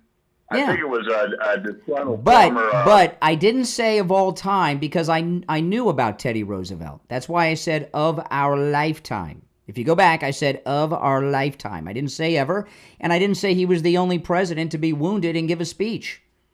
I didn't say any of that. I wasn't that particular. I was just saying that. All right, I appreciate the call. Hey, listen, I give you props for trying to catch me in something, but you didn't. Just thought you did. You're on the air. What's your name? Where are you calling from? Hey, it's Leo from Pompano. How you doing? All right, Leo. What's on your mind?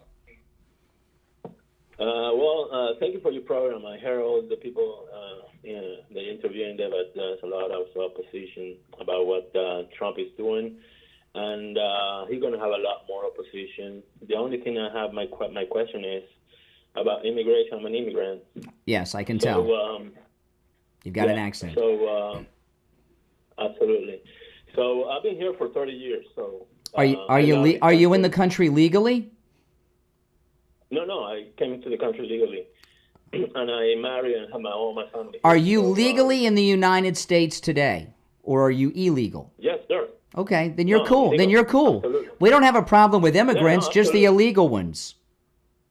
Yeah, absolutely. But I'm going to tell you this. I work in the remediation industry, and we hire a lot of workers that were coming through another source of another company, third-party company. This third-party company was hiring all these people that were coming through the border. Well, are they still doing that? Well, let me tell you this. When we had the hurricane in Naples, 80% of the people that were working, all the force work that was working there, the labor force, they were all immigrants.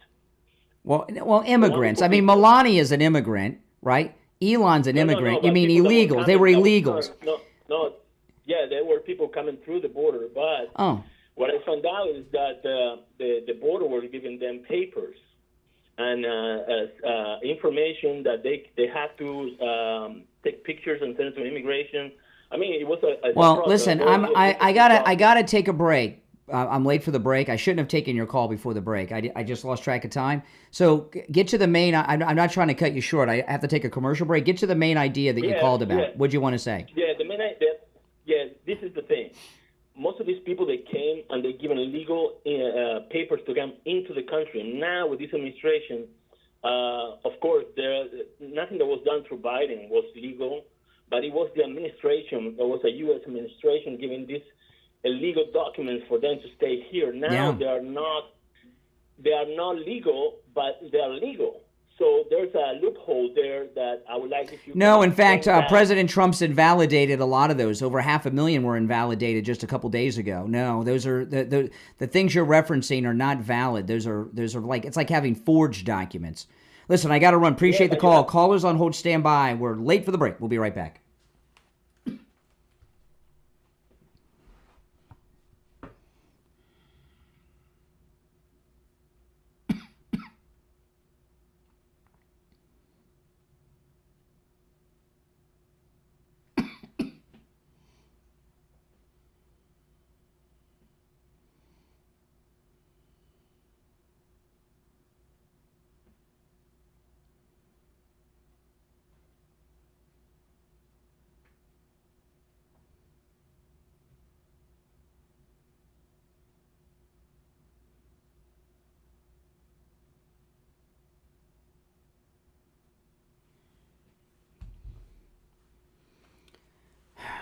If you're on hold, hang in there. If you'd like to call in, the number is pinned in the live chat.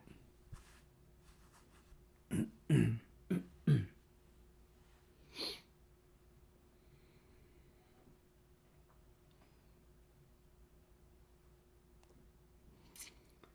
think if you Google low information Democrats, my call-in number comes up or something.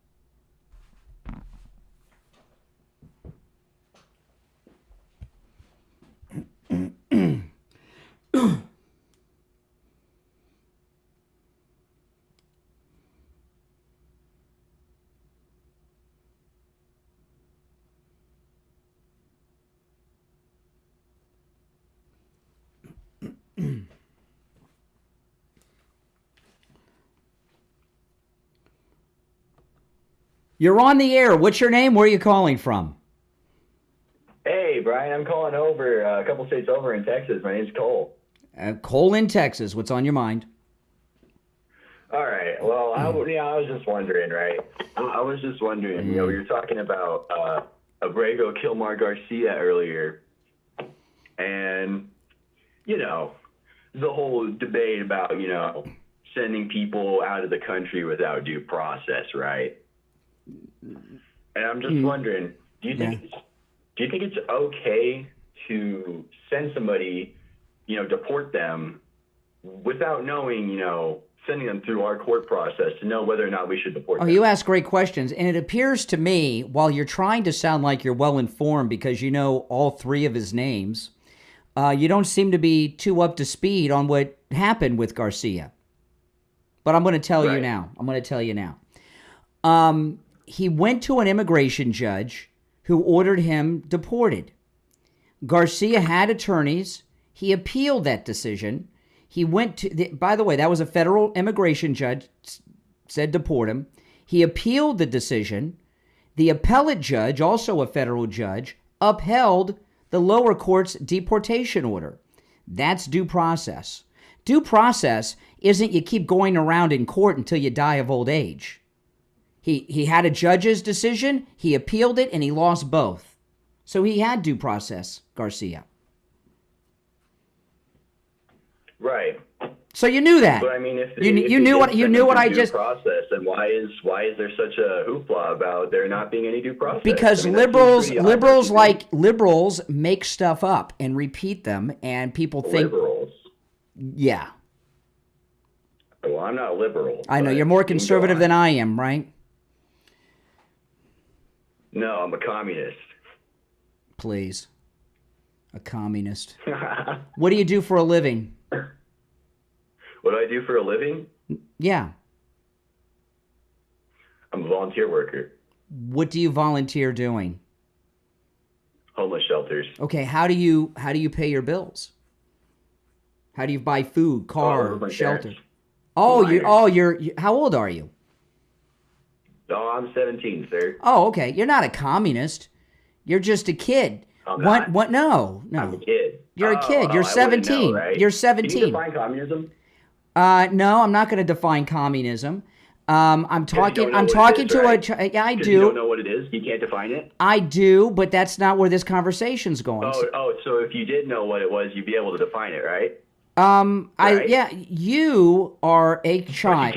But you can't define it because you don't know what it is. I so do. How are you going to try and tell me that I don't know what I am? Listen. I am sure that you have very good parents who told you how to properly speak to people. Certainly your elders, of which I am one. I mean, you haven't been speaking very nice to people. I mean, you called the other guy a couple of calls ago like an alien just off of his accent. I don't know why you're trying to ask for respect, right? The guy said I'm an immigrant. He said I'm an immigrant. I said I know, I could tell because you have an accent. You are a child who's... That's kind of racist, man. Not gonna lie. No, he said he was an immigrant. And I said, I could tell because you have an accent. And he says, that's right. Pretty shitty comment. Okay, there we go. Dump button again. 17 years old, using profanity, living with his parents. You know, I never use profanity in front of my parents or grandparents ever. Certainly not at 7. You know, what I was going to tell him was this while we wait for the delay to re-engage. He thinks he's a communist because mommy and daddy pay for his food, they pay for his clothes, they pay for his cell phone, they pay for his internet, right? They pay for the gas in his car, they pay for the car he drives. Once he grows up and gets out of school and starts paying his own way, then all of a sudden that communist thing, that'll be forgotten, okay? Communists are bums.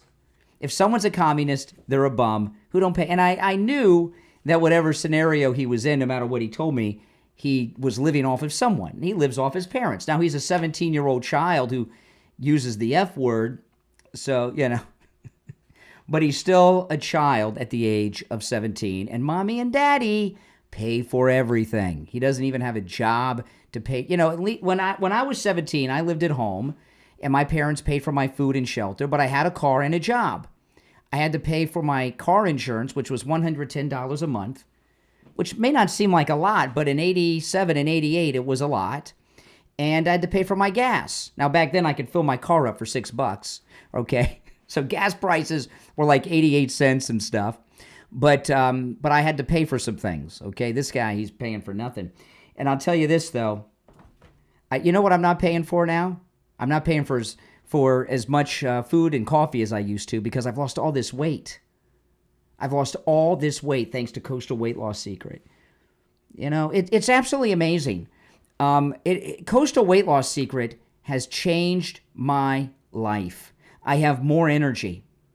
I have cut my coffee consumption back by 50%, and I'm working on getting it even down more because I don't need it, because I've got more natural energy because I've lost so much weight. I weighed myself last week. I'm not weighing myself all the time. I lost about a pound a week the first month, and I don't weigh myself too often. But I weighed myself the other day, and I weigh what I weighed when I got married, and my 29th anniversary is coming up. You know, I thought with a diet that I was going to have to exercise, hardly eat, be starving all the time, hungry all the time. None of that is true. I eat food I would normally eat. I'm doing no exercise. I'm taking no prescription medication like Ozempic. I want to highlight that. and I've lost all this weight. It is absolutely amazing. And those of you who watch me online, you've seen the dramatic transformation. Go back and watch some of my videos.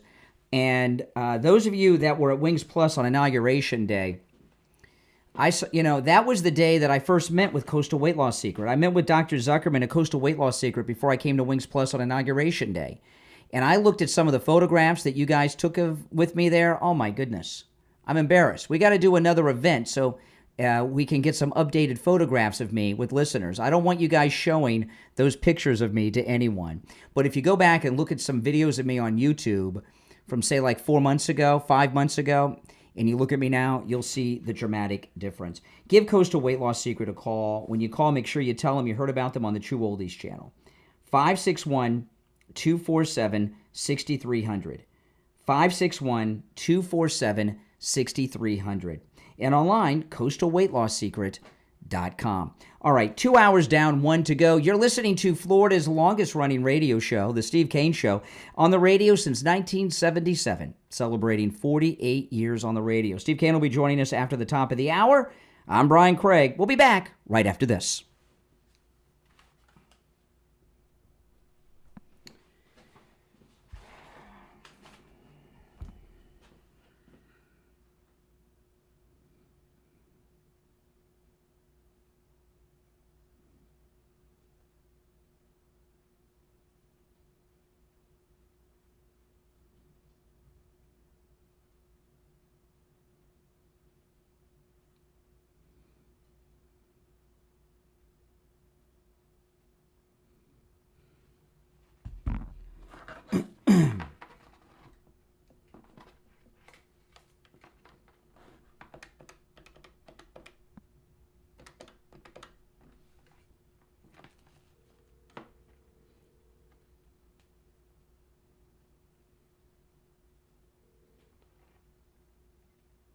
Hey there.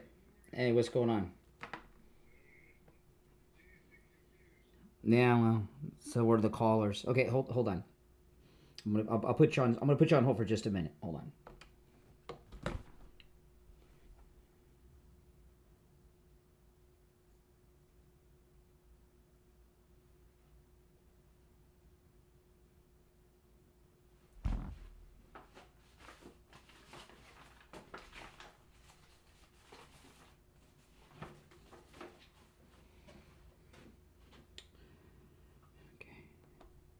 All right, you there, Steve? Yes, I am. Okay. You're a little low. Oh, hold on. Okay, how about that? That's much better. Okay. We got about 2 minutes and we'll be back.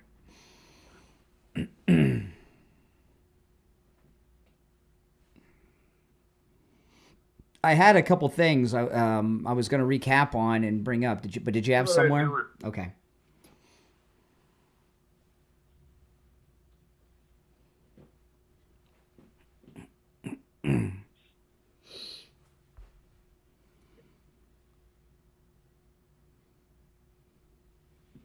Cool. It's right there.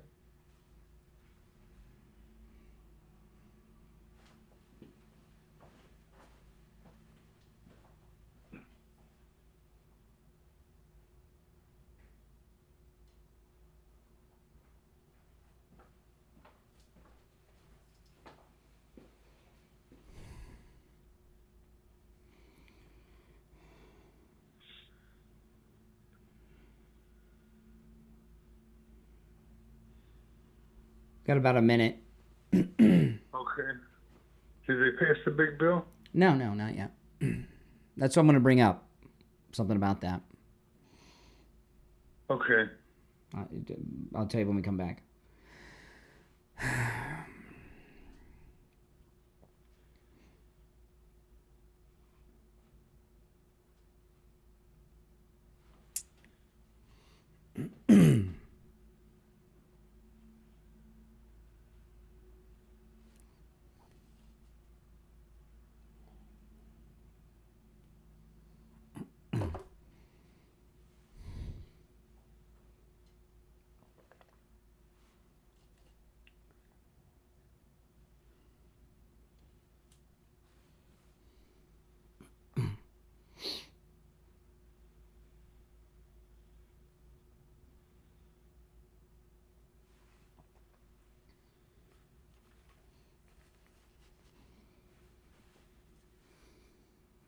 The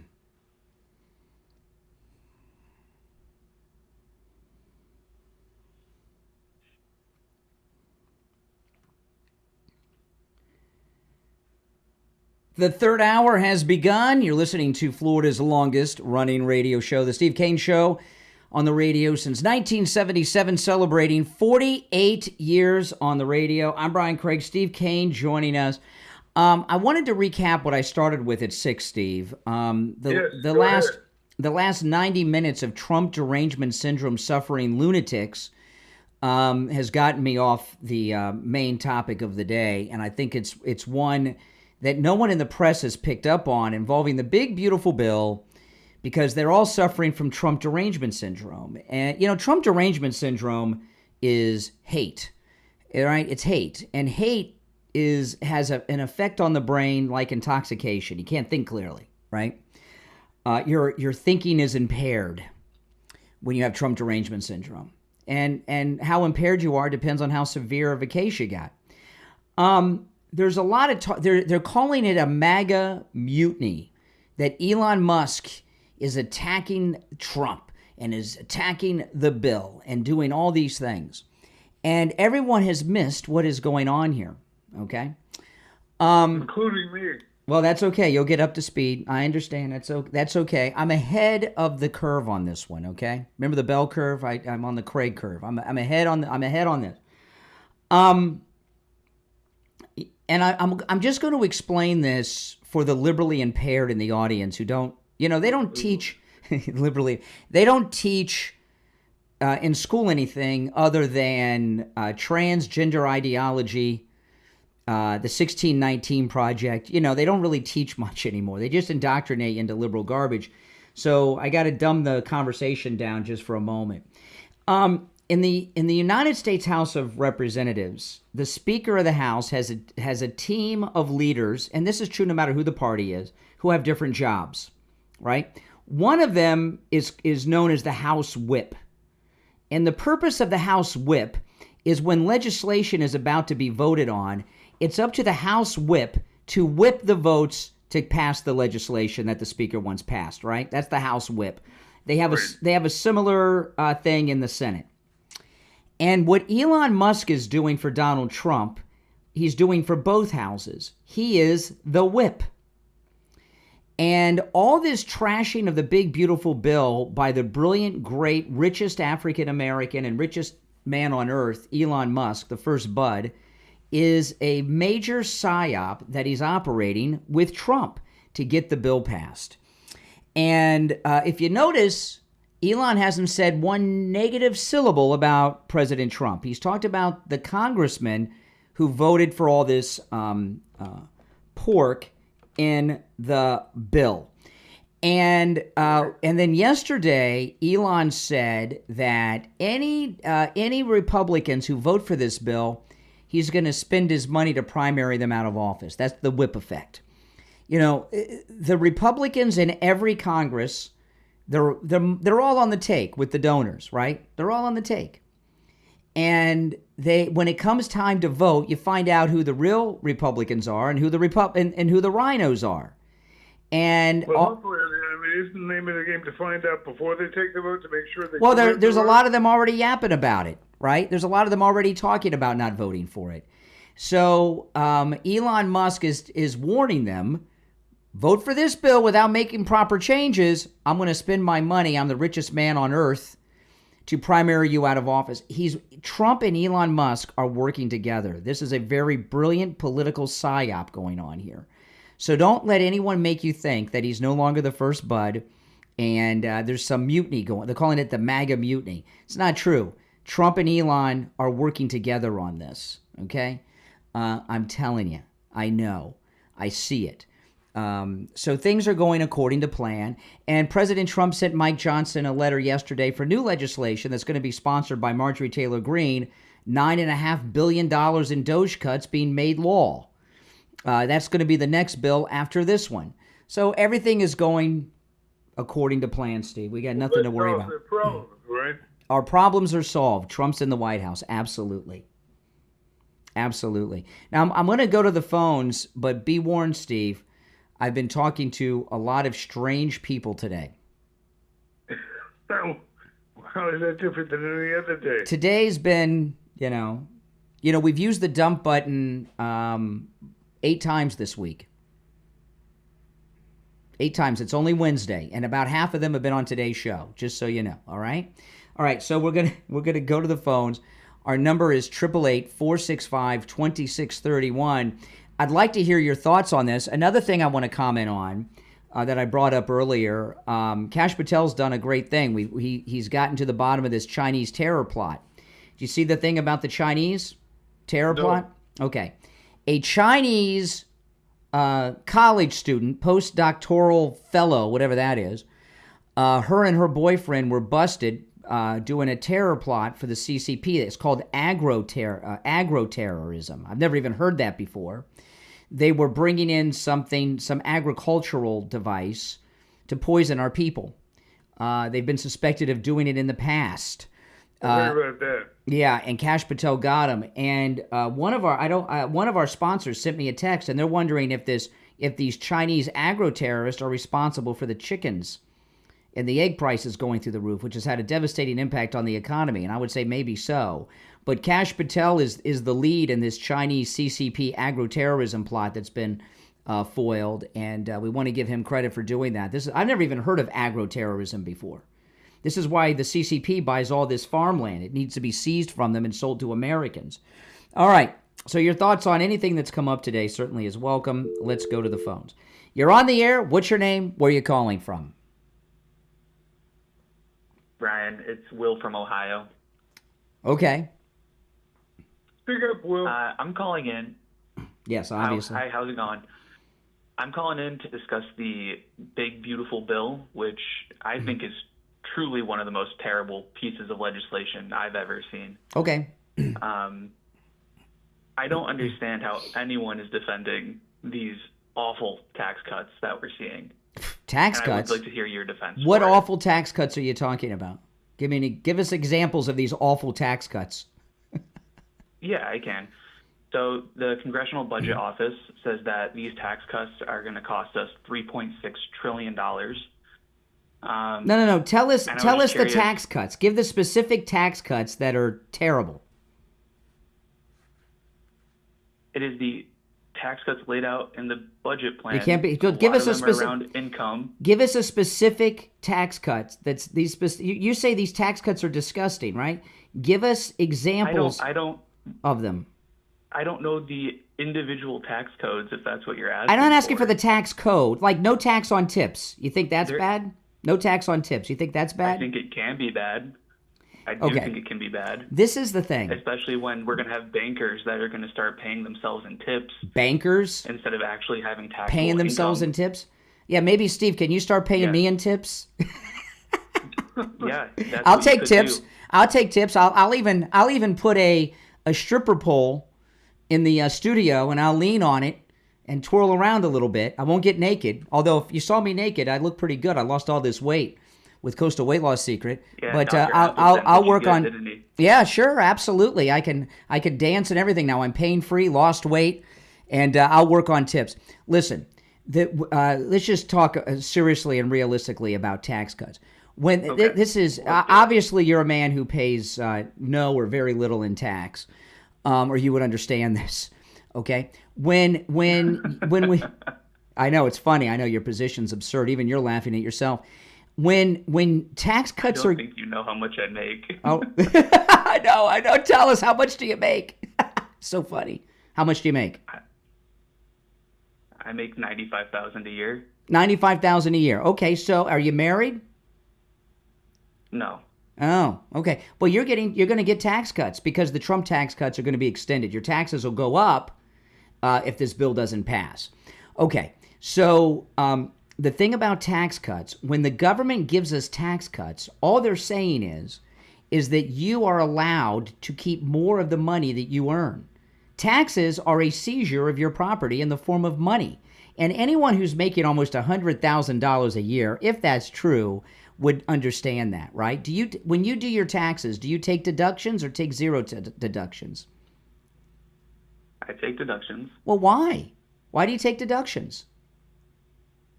because it's part of the tax code. But you're against it. But is you're that against lowering taxes. Why do you because the reason you it's not because it's the tax code. Tax deductions are a voluntary action. You don't have to take them. You choose to take tax cuts. Tax deductions. You don't have to. You could take 0 deductions, but you voluntarily take deductions. Why? What percent? No. That's not an answer. Why do you choose, Mr. Against tax cuts? Why do you make the decision to take tax deductions on your taxes and don't take 0? First of all, I'm against tax cuts for the wealthy. Oh, the I am wealthy. Not against tax cuts Okay, for hold the on a middle second. class Hold on a and second. the The lower reason that you take tax, you're not going to. You don't even know, right? The reason that you take tax deductions. I don't even know. You don't let me talk. No, you're not answering. You're being evasive. The reason you take tax deductions, the reason you take deductions is you want to keep more of your money, like everybody else. What's wrong with that? What's wrong with it is that 64% of the $3.6 trillion that we are going to go further in debt for in this country is going to the top 20%. Because they pay most of the taxes. That is the issue. Because they make they pay the taxes. We are paying for it. No, we're by not paying for Medicaid. it. No, We are paying Medicaid's for not it being by cut. SNAP. Medicaid's not being cut. Medicaid is being cut. No, it is Medicaid not. Medicaid is being cut. No, now You're just lying to yourself right now. a couple of million illegals who are getting it are going to be cut off. But that's Wrong. it. Medicaid doesn't go to Medicaid. Yes, can't it go to does. illegal immigrants. Medicaid illegally can't. goes to illegal aliens. Sure it does. It doesn't. Oh my, Steve, come on. That's See just what I not- mean? it's I'm not how talking to Medicaid delusional works. lunatics That's just today. not how it works. It does. You have your own Trump derangement syndrome right now. You don't even know It how does it works. work and you're that talking way. about it on You know, a this. national- I give you an on a example. national This radio show. terrorist that from Colorado, right? His whole family's being deported. What are you talking about? The terrorist in Colorado that lit the Jews on fire the other day. You know who I'm talking about? Why are we talking about this? I'm talking about tax cuts. No, because this And you fits have to into try what to we're be talking. evasive and No, switch I'm topics. not. Excuse me, I'm not. You don't know how Medicaid works. I do You know don't how know how Medicaid Medicaid works. I do know how it works. So The now you're trying to terrorist. run to another topic. It's the same topic. It's the same topic. You just don't have the brain power to think outside the box. The terrorist of Colorado, his entire family's being deported. He has 5 kids and a wife. His oldest daughter just finished, she just graduated high school at an illegal alien, a charter school, government funded. You know, she just got accepted for a full ride to a college in Colorado. She's illegal. Her dad's illegal. Illegals have all kinds of ways to skirt the system and illegally get money to go to charter school, money to go to college, and Medicaid. That's a fact, Jack. Everybody knows this. It's widely reported. That's not a fact check. You didn't prove anything. I didn't say it's a fact check. all you I said was, that's a fact, Jack. I didn't say that's a fact Okay, check. I that's said not that's a fact, Okay, Jack. How do you know that they have Medicaid? I don't know that they have Medicaid, but I know that the terrorist. We're talking about they got no. We're talking about illegal aliens gaming the system. She you're got a free ride to college and a free ride through charter school. President Trump has pointed out that millions of illegals are illegally getting Medicaid. You're just in denial. Happen. It does happen. No, I'm not. Hey, listen, I got to run. I got to run for the break. Sign up for Medicaid. Yeah, you have to run. Yeah, you're It's running. time for a break. I'm 4 minutes late for the break. Yeah, to a commercial break. Oh my god. Yeah, I'm running to the commercial break that I'm 4 minutes late for. Oh my goodness. Now let me tell you, Steve. I know. I didn't I tell you we're dealing with a bunch of winners today. I want to tell you guys about the free doorbell camera offer from Sloman's. No matter where you're located, get this. You know, and it makes a great gift for your adult kids that live outside the house. You can get them the free doorbell camera too with the installation of the Sloman Shield. It's also a great gift to get for grandma and grandpa or your elderly parents. You can get a free doorbell camera from Sloman's with the installation of your Sloman Shield. Sloman's also going to give you a free customized home security system and professional installation when you use their low-cost central station monitoring. You get an LED touchscreen, a motion detector, 10 contacts, a lifetime warranty, a backup battery, plus you'll receive a free doorbell camera that connects directly to your cell phone with the installation of your Sloman Shield. Give them a call. Toll free, 833-283-5050. 1-800-283-5050. We'll be right back.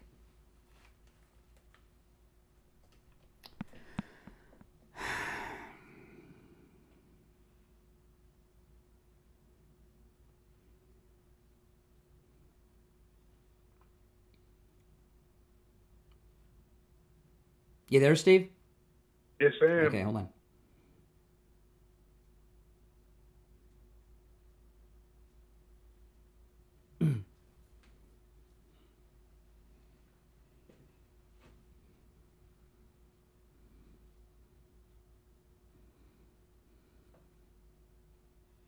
Okay, I'm going to put you on hold just for a second. Hold on.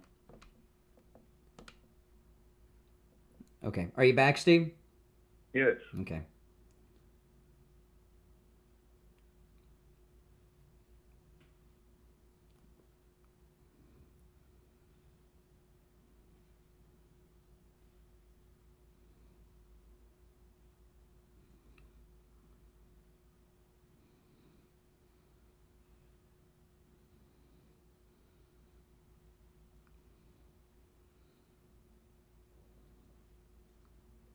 Okay. I'll put you on hold one more quick time, Steve. Hold on. All right. Steve, you there? Yes. Okay. We'll be back in 1 minute. Oh, my goodness. Even liberals admit that illegals are on Medicaid. They don't want them off of it. Like that illegal that had the kids with the cancer treatment they're getting. That's the whole thing that they're calling Medicare cuts.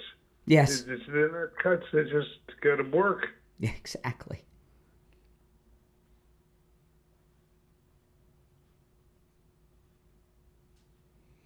Oh, my goodness. Okay, one last time. I'll be right back, Steve. Hold on. Okay. All right, you back, Steve? Steve, you there?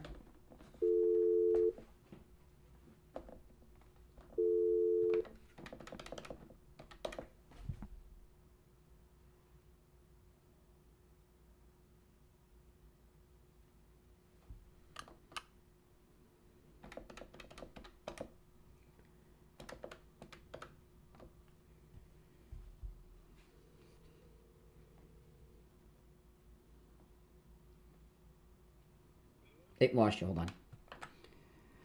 All right, we are back. I'm Brian. Steve Kane is here. There's only one opening on our board. Are you there, Brian? I am there, loud and clear, Steve. Okay. You know, liberals with their talking points, I tell you. You know, even the Democrats admit there's illegals on Medicaid, and they don't want it cut. They're calling Medicaid cuts two things. The over 1 million illegals that are on it, and a work requirement for those who can work to continue to receive their benefits. That's not cuts. In fact, President Trump lowering the prescription drug prices by as much as 80%, that saves Medicaid boatloads of money. All right, you want to take some more calls, Steve? Yeah. Okay, let's go. You're on the air. What's your name? Where are you calling from? Hey, good morning, Steve and Brian. It's Jim from New York. How you doing? Hey, Jim. Hey, Jim. So these callers, Brian, it seems to be like a pattern.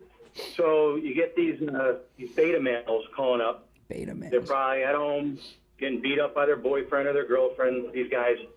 And then they come on the air thinking they're going to get over on you, and then you verbally beat them up. So they act out and they curse because they don't know what else to say. It's kind of because it's so recurring. You know within 5 words what these people are. They're beta males, and they're going to lose the argument. It's uncanny. Well, it's almost sad because this is their reality, right? They listen to left-wing media sources and they think a lot of things are true, none of which are true. Like there was one call I got earlier. This one call earlier in the 7 o'clock hour. He didn't like that I was referring to illegals as illegal aliens. He said because aliens are from another planet, and I said no, there are no aliens from other planets. They don't exist. And he was shocked that extraterrestrials don't exist. I mean, this is what the Democrats have now. It's our education. Well, that's what the high school. Right, exactly. Steve took the words out of my mouth. High school and college education system. It's crazy. So, but on a side note, Brian, you'll get a kick out of this. I was listening to an old clip of Neil Rogers last night, and he was ripping you. Oh, this awesome. From like 1999. I said, oh my God, he's ripping on Brian. What did I do? What did I do? Somebody called up saying that you were talking about Neil, you and Steve were talking about Neil, so they went on a tirade about, I think you guys were at 940 on that point. He was ripping on the radio station, and Brian's petty and all this crap. Oh, he was not only, Neil Rogers was upset. I don't know if you even know this, Steve, but not only did we, when Steve and I went to 940 Winds, which was a big radio station back then in Miami, we had a signal bigger than he had. But remember that studio we had, Steve? On Sheridan Street in 95? I sure do. Okay, that was Neil Rogers' studio. You and I started on a Monday. It was his studio on Friday, and he got evicted from his studio for us. So he was pretty ticked off at that time when we were on 940. But if you want to hear me drunk on the radio, look up Neil Rogers' 20th anniversary celebration show. And they called me at home to go on the air with Neil, and I just had a whole bottle of wine. Keep in mind, it was noon during the week, and I told him I told George, I said, George, I'm drunk. I just had a bottle of wine with a friend. He said, that's okay. So when I'm on, you'll hear me totally hammered. And the Bird was on that show too, and so was Steve. It was funny. Steve was on that show. And Steve was on that show, not at the same time though. This clip of Neil was from June 3rd of '99 at like the 1:58 mark ish. I listened to that stuff to put me to sleep, but at night. But I started laughing because then they started saying George was better than you on the air, which woke me up because I started laughing my butt off. Yeah. All right. Appreciate the call. So have a great day. Great as always. Thanks. All right. Take care. Take care. Oh, man. Boy, I tell you, the best career decision I ever made, Steve, was not taking that board op job with Neil Rogers. Remember he tried to hire me away from you? Yeah, I remember it well. He offered me $50,000. Now, this is to be a board op, and this was like 1994, okay? He offered me... With benefits, as I remember. Yeah, he offered me $50,000 a year and a company car.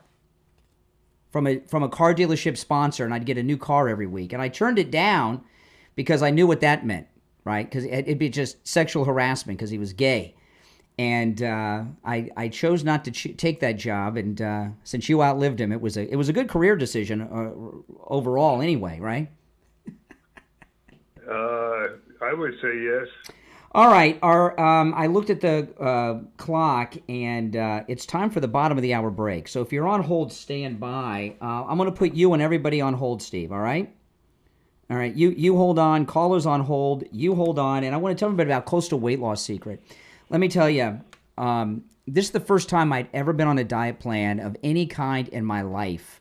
Anything official. Like, I might say, I'm not going to drink Coke this week or something like that. This is the first time I've been on any diet plan of any kind, especially under the care of a doctor like Dr. Zuckerman at Coastal Weight Loss Secret. And I was really nervous about doing it. I was nervous for a couple reasons.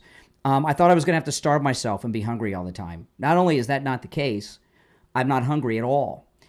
Two, I thought I was going to have to eat such little food that I would never even I would have no moment of not being hungry. That's not true. And I thought I'd have to eat special diet foods that taste awful, like eating medicine. None of that's true. I'm eating foods I would normally eat. I thought I'd have to do exercise. I'm not doing any exercise, and I'm not even taking prescription medications like Ozempic or anything. And I've lost all this weight. And finally, what I was concerned about is because I'm on YouTube, you guys can see me. And if I couldn't do it, you'd notice I'd never hear the end of it. Well, of course I could do it because it's so easy. I lost about 1 pound a day, and it's absolutely amazing. Give Coastal Weight Loss Secret a call. I'm going to give you the number. When you call, make sure you tell them you heard about them on the True Oldies channel. 561-247-6300.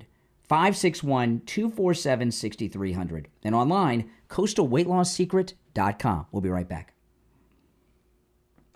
Steve, you there? Yes, I am. Okay, we're in break. All right. I got a question when we get back. Okay. Save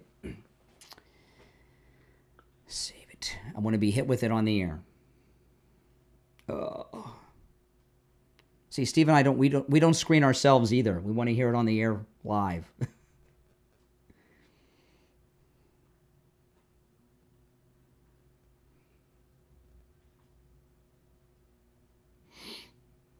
You know, there's a lot of old Neil Rogers shows online with both of us. Really? Yeah. There's one with you and Neil and Jicka that I heard not long ago. That must have been fun. Yeah, I can't remember what you were talking about.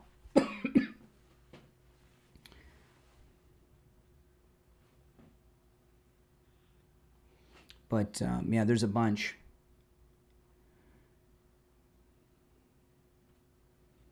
I'm sorry that they messed up the television show. That should be on the internet somewhere. Oh, Neil's? Well, no, mine. Oh, yeah, yours. You don't have the tapes? No, you. Oh, are you talking about our cable show?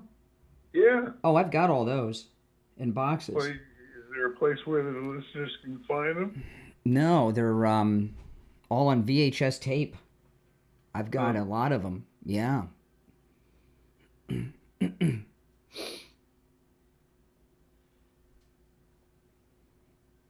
That show was wild. Yes, it was. Oh my gosh. Neil and I used to go at it. Not on that one. No. You're talking about that TV show you did on Channel 10 and the boxing ring? I was talking about the ones I don't have that one. I've got the ones we did on cable with Nick. Remember when Whatever it is, if they're up there, we ought to let people know. They're in my garage. The body piercing show. That was a great show. Remember when we went to the strip club? I certainly did. Oh my gosh.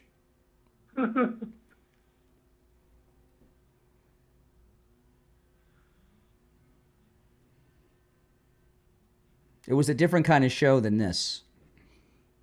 Oh, yes. More like the National Enquirer. Oh my gosh. More like Midnight Blue. Yes. Anybody know Midnight Blue? Al Goldstein. Yeah, hold on, Steve. I'm going to put you on hold just for a second. All right, you there? Yep. Okay, we got 1 minute.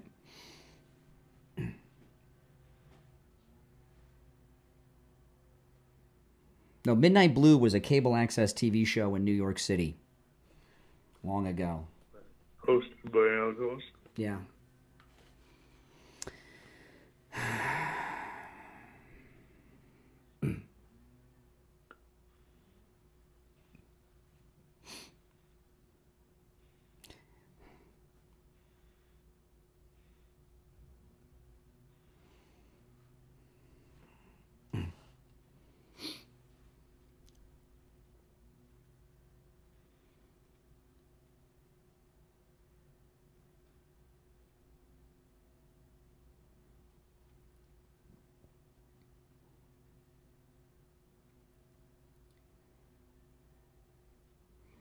We are back. I'm Brian Craig. Steve Kane's here. You know, just real quick, Steve, I just want to put in context what we were talking. During the break, we were talking about, you've had a couple of TV shows over the years.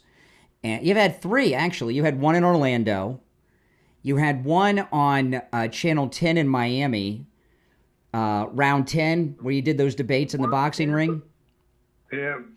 And then you and I did a TV show that that was on cable access television that... I have all of those shows that you and I did together on VHS tape. That's how long ago we did the show, VHS tape.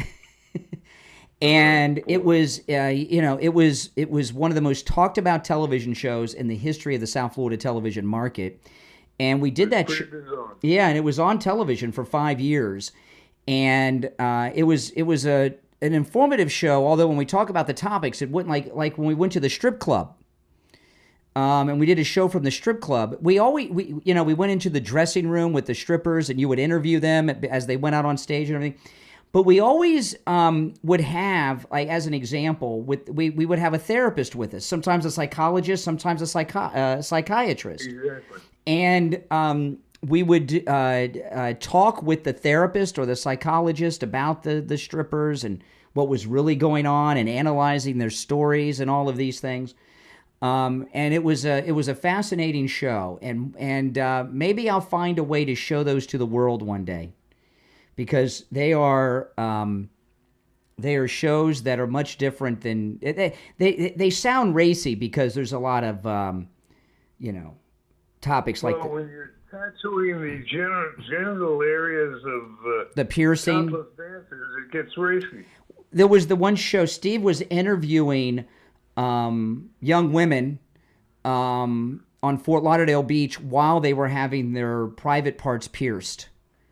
Yes, that was yes. We did a lot of things like that, but it was done from a very professional, therapeutic, and also Christian way. We also had Christian leaders like Janet Folger from D.J. Kennedy's church. A whole new genre of television, Christian porn. Well, I wouldn't say that, but it was on television. It was actually on television for 5 years in South Florida. But I don't want to give people a false impression of what we were doing. But I'll find a way to show those to the world one day. All right, let's go back to the call, Steve. Let's see what we got here. You're on the air. What's your name? Where are you calling from? Bruce from Lake Worth. Hey, Bruce. Morning, guys.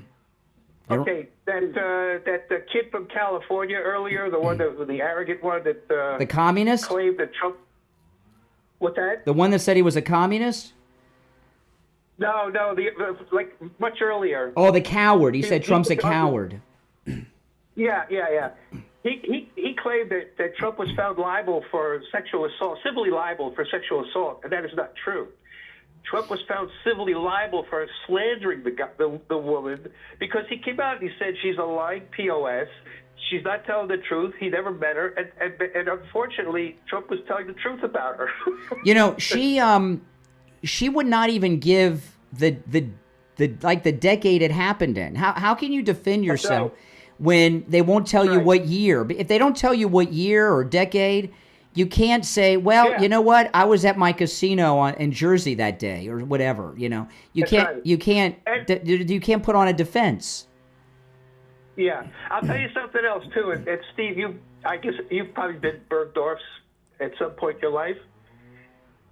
Bergdorf back then had an attendant in the fitting room. Yeah. Yeah, Bergdorf Goodman. They had attendants in the fitting room. So how could he have raped her in the fitting room? I mean, and the other thing too. And don't forget, President Trump talked about this. Around that, he was a national figure back then. He was a big time celebrity. So Donald Trump, one of the most famous, certainly the most famous man in New York at the time. He just walks into a department store and does something like that, and nobody saw him. Come on. Exactly. It's absurd. It's totally absurd. And not only that, the powers that be at Bergdorf told all the salespeople, everybody, that they weren't allowed to talk about it. I'll tell you another thing. There was one thing that also was not allowed in the. First off, if you can't say what year it was in, how could you bring that to trial? Yeah, you can't make it defense. But there was that Law and Order episode that the whole story was taken out of, an episode of Law and Order SVU, which is the sex crimes Law and Order show. Yes. And it was about a judge who did the same thing, and it was pretty much exact to her story. Yes. Yep, I know. The whole thing's absurd. Trump wasn't anywhere near that woman. He was telling the truth about her, and yet he was found liable for slandering her. Yeah. Civilly. Yeah. All right. That's what he was found. Nothing to do with. Well, you know what? I'll tell you what listen, I'll tell you what happened. Okay, with the Democrat, they were terrified of Trump. And all of it was an election strategy. They told themselves, they call us MAGA crazies, okay? They said, these MAGA crazies, they're clinging on to their guns and their Bibles, and they care about law and order. If we get this guy arrested, if we get convictions, if we get him in court, they're so law and order, these MAGA crazies, they'll drop him. And that's why they did this. That's right. Why they went after him with, all these cases all at once. It was, anyway. All right, appreciate the call from Lake Worth. Okay, take care. All right, take care. All right.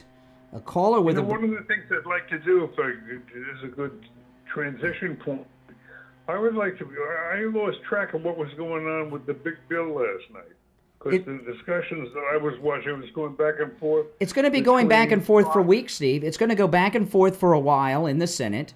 They're going to pass what they pass. Then it goes back to the House. And then both houses get together and go over it again. Nothing's going to pass anytime soon. It's going to be debated for weeks. But it's definitely going to pass. Absolutely. Absolutely. So Eventually. Serena was watching last night. Was just that. It was a... Well, we got a bunch of showboats. I think we got Lindsey Graham in line to, did you see Lindsey Graham spend $400,000 on a hotel room in Ukraine? I didn't hear that. Yeah, it's going to be in the news today. Came out late yesterday. He was just in Ukraine, $400,000. What's that all about? And there's a lot of talk of primarying him out. It's going around now. So he'll be brought in line soon. Don't worry. And Trump will handle Rand Paul.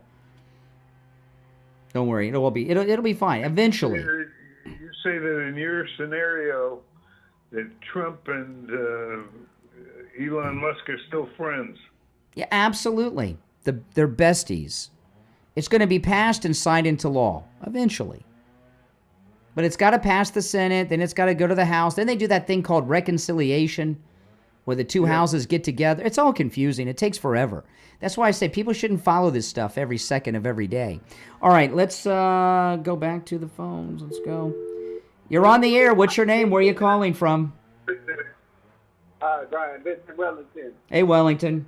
Yeah, it was great hearing you fillet those feminist men, those effeminate men that called in earlier, especially one from Texas, that young communist. I don't understand how you say you have a job that you volunteer for homeless people, and you're a communist. I mean, if you're a communist, then you would move those homeless people right in with you, wouldn't you?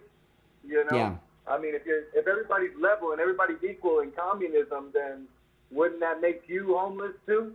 I don't get it. But these people that all have feelings for other things that really don't affect them, he couldn't even really explain himself as far as why he was a communist anyway. But well, I told him he was 17. Mommy and daddy pay for everything. It's easy to be a communist when you're living on the dole of mommy and daddy. When he grows up and pays his own bills, he'll probably be a Republican. You should have asked him what a tariff was. I bet he would have fell out of his chair. Yeah. But I remember learning about tariffs in school, and I always wondered why we don't hear about it, later on in life. I never heard anything about tariffs until Trump came down the golden escalator. It's the one tax that liberals are against. It's amazing. They tell us they're import taxes, but they call them tariffs because they don't want to say something negative and use the word tax in the same sentence about it, so they say tariffs instead of import tax. But they keep telling they tell us that import taxes drive prices up. Well, then in that case, don't all taxes drive prices up? Why is it just import taxes that drive prices up? I thought it was funny when they kind of caught Biden on keeping the tariffs that Trump put in line for the 10% against China in the first term, and Biden kept them through because it was so much money they couldn't cut it off. They had to keep it. Yeah. And it's pretty funny how they're all talking about this big beautiful bill, but they're not talking at all about what the tariffs would do to kind of negate all of what they're saying we're spending. That's right. That's because right. That's income for the government. The government doesn't make money. It only takes money. So if it takes money from other countries, why would these clowns be upset? And why would they be upset? Because they don't pay. Listen, they don't pay taxes, including the guy that claimed to make $95,000 a year. They don't pay taxes. The only people that are against tax cuts are people that don't pay taxes. Bums, losers. Yeah, the guy with $95,000 a year, he didn't even want to really go into Medicaid because he's never been on Medicaid. He doesn't even know what Medicaid really is and how easy it is to go around and get it. Yeah. You know what I mean? Because he's made good money his whole life. Yep. Hey, listen, I appreciate the call from Wellington, man. Take care. All right, you take care. Mike Lindell's on trial in Colorado, Steve. Really? I didn't read that anywhere. Yeah, it's a big trial, and on Monday they had jury selection, and the opposing all kinds of things. But I'm following the day today. On Monday was jury selection. The prosecuting attorney, the opposing counsel, asked prospective jurors if they sleep on my pillows. Can you believe this? And if they do, they're off the jury. So they've only had people on the jury who don't get a good night's sleep, which is insane, you know. And then yesterday was opening arguments, and the other side said this. This is a quote. They said this in front of the jury, pointing and looking at Mike Lindell. "You are disgusting. You are a traitor to the United States of America." Can you believe that? He said that to Mike Lindell in court yesterday, the opposing counsel. Listen, I'm here to tell you that if you think you've gotten a good night's sleep in your life, you haven't if you're not sleeping on a MyPillow. I have the entire MyPillow sleep system, and there's incredible discounts with our promo code Kane at checkout, Kane. I have a MyPillow mattress. I have a MyPillow mattress topper. I have the MyPillow 100% Giza Cotton Dream Sheets, and I have the MyPillows themselves. And that's how I sleep every night. And the 4 or 5 hours a night I get each night, because that's all I have time for, are deep, well-rested sleep, because I'm sleeping with the entire MyPillow sleep system. Go to MyPillow.com, and remember, when you use our promo code Kane at checkout, Kane, you're going to start getting the best night's sleep you've ever gotten in your life. You're also supporting Mike Lindell, who's on trial right now in Colorado, and that's a tough place because that's liberal loony land out there. And you're also supporting this program as well. So make sure you use our promo code Kane, Kane, at checkout at MyPillow.com. All right, we'll take our break and be back with the Gold Report. All right, Steve, I'm going to put you on hold so I can call William. All right.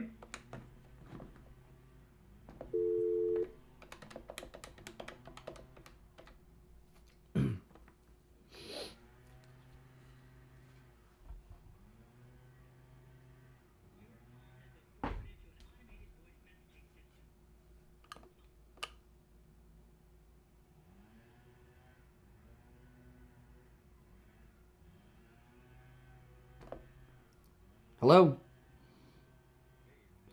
Oh, hey, William, let me hang up and call you right back. I got to call you on a different line, okay?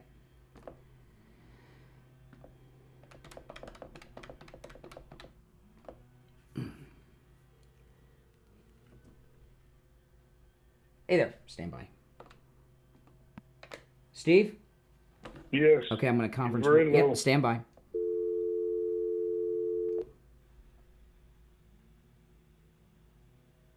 All right, William, we got about 30 seconds. Thank you.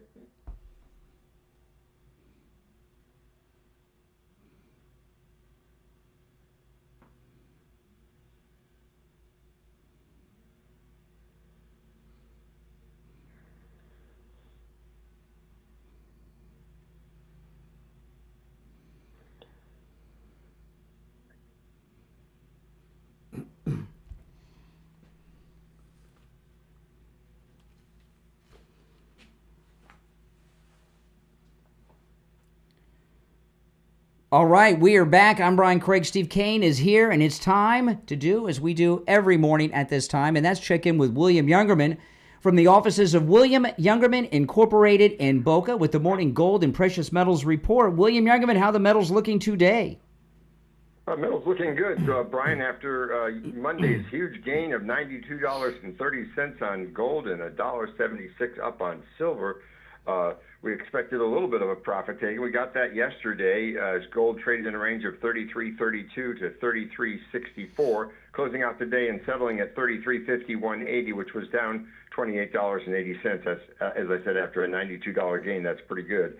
Silver was down 23 cents on Tuesday, closing out the day at $34.49, while platinum gained $13 at $1,076.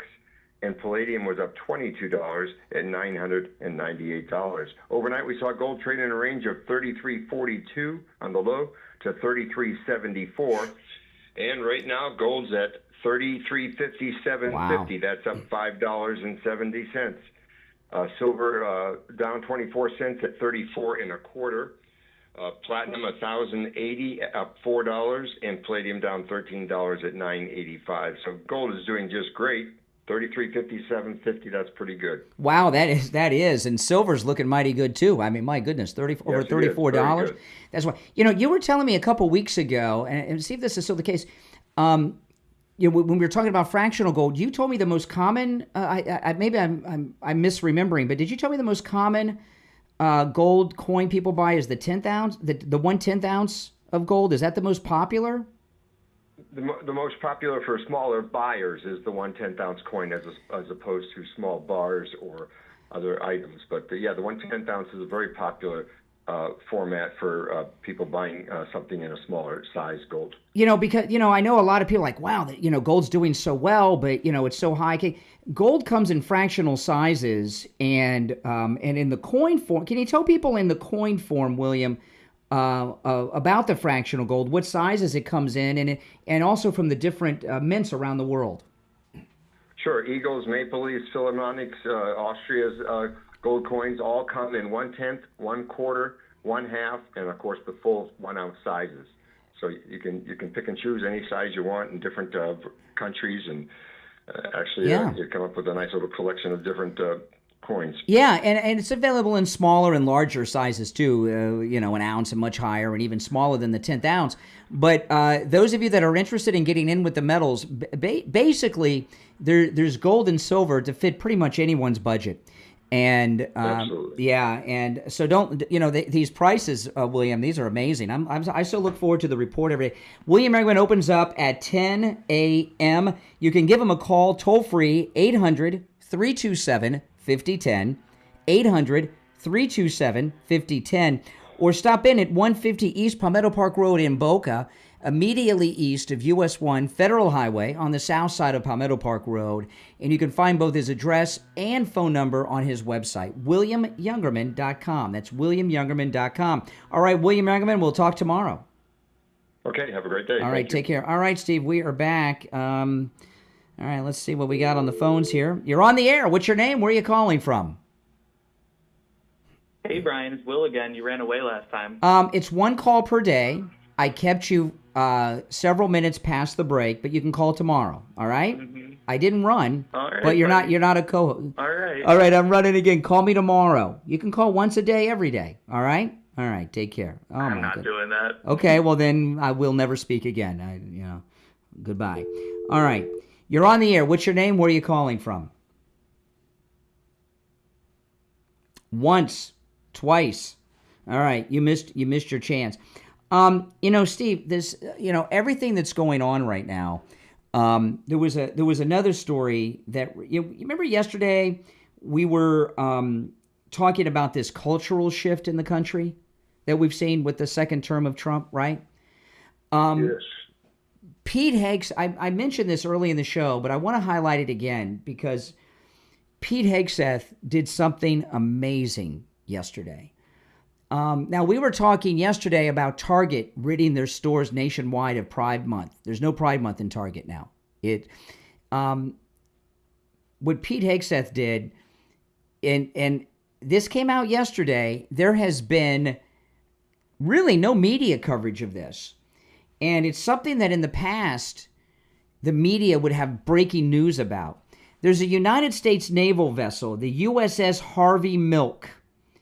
It's a part of, the Harvey Milk. Harvey Milk was a San Francisco gay activist. I don't know too much about him other than he was a gay activist in San Francisco, and they made a movie about him with Sean Penn playing him many years ago.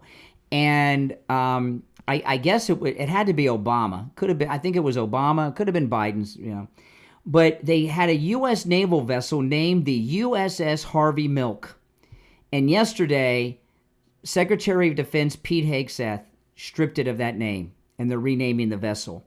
And there'll be no vessels named after gay rights activists in the United States Navy. They haven't announced the new name yet, but it's been stripped of the Harvey Milk name. It's no longer the USS Harvey Milk. And to do that, And they had a press release about it during Gay Pride Month, and the media has been silent on it. You have to dig to find stories on it. And that there's all these signs of the great cultural shift going on in this country. And well, it's not going on in San Francisco. Steve, this story, if this would have happened during Trump's first term, the media would be all over this. But they're not. And they're not, I think, for a couple reasons. And I could be wrong about this. I don't know. One, President Trump and the Trump administration are doing so much on a daily basis. There's too many balls in the air for the liberal media to get focused on any one thing. You should pardon the expression. Yeah, exactly. I didn't think that one straight through. Do I have to dump myself on that? But they're oh boy, they have so many. There's so much happening each and every day. The media can't keep up. So a lot of things they would normally go after, they don't take the time to do because they just can't. There's too much going on, because by the time they get a story package together, something else has happened. But the other thing is this. Do you know Jake Tapper's had his lowest ratings like in 5 years after he's had 30? All of them. Well, but the MSNBC has fallen off the map. Yeah, and the thing about Tapper, he's had a month of free publicity on every news outlet, millions of dollars in free publicity promoting his book in the last month, and his ratings still tanked.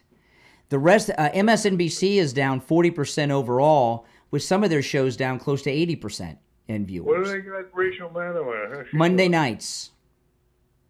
And Jen Psaki took over the other 4 nights, and she's just totally tanked.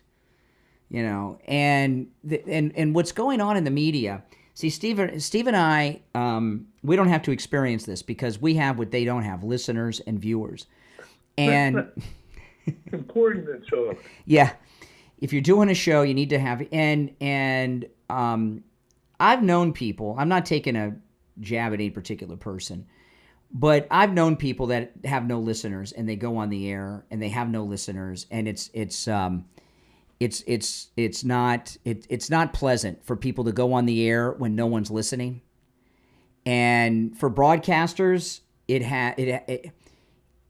I've seen it break some of the biggest, toughest people on the air. They go on the air, they have no listeners, they know they have no listeners, and it does a lot to you psychologically, okay? MSNBC in particular, they have no viewers. I mean, the ratings are down 40% overall. Some of the shows up to 80%, but the ratings were already low, right? So they've lost half of their small audience already, and they know it. And this is the thing. The audience is a liberal audience. They've chosen to no longer watch them. So when these people on MSNBC go on the air, they're painfully aware, because this story is all over the news, that no one's watching. And if you watch them, you can see the psychological effect it's having on them on the air. Simone Sanders, she worked for Kamala Harris. She's bald and she's black, so you can't miss her. She lost her mind on the air the last couple days. She's been in incoherent rants on the air that make the views sound reasonable and rational. And it's because they know they have no viewers. And the reason they don't have viewers is because the country has been so red-pilled. And it started really in Butler. That was the big change. It's because watching liberal radio at MSNBC is a depressing experience. It's depressing. Yeah, and many liberals feel betrayed, like they've been lied to and they didn't come through for them. And they, you understand what I mean? There's a lot of that going on. So when you watch liberal cable news, this is the time when it's actually fun to watch, because that's like rubbernecking time going on now. You're watching people devolve on the air. And I feel bad for them in a way, because, somebody going on the air and realizing there's no one watching and I'm talking to an empty room is, you know what I mean? It's sad. It's very sad. I mean, luckily you and I can't relate to that. right? Yeah. Really. But I do have friends that have been in that situation, you know, and it's not pleasant, and I feel their pain. But they brought it on themselves. They've been on the air lying for years. Like I said, the 16th of this month, a week from Monday, is the 10th anniversary of Trump coming down the elevator. And these liberal MSNBCers and CNN have spent a decade lying and slandering this great president, okay, and doing everything that's happened in the last decade. They've brought this upon themselves. They've turned their audience away from them, okay? And their audience is ticked off and have abandoned them, and now they don't have an audience. But the country's also is very conservative now, you know? And what happened in Butler is people realized everything that these MAGA crazies have been saying about Trump is true. They're out to get him. It was a big wake-up call. All right, that's all the time we have for today. I'm Brian Craig. Steve Kane, of course, is here. This is Florida's longest-running radio show, The Steve Kane Show, on the radio since 1977, celebrating 48 years on the radio. We'll be back tomorrow morning at 6 a.m.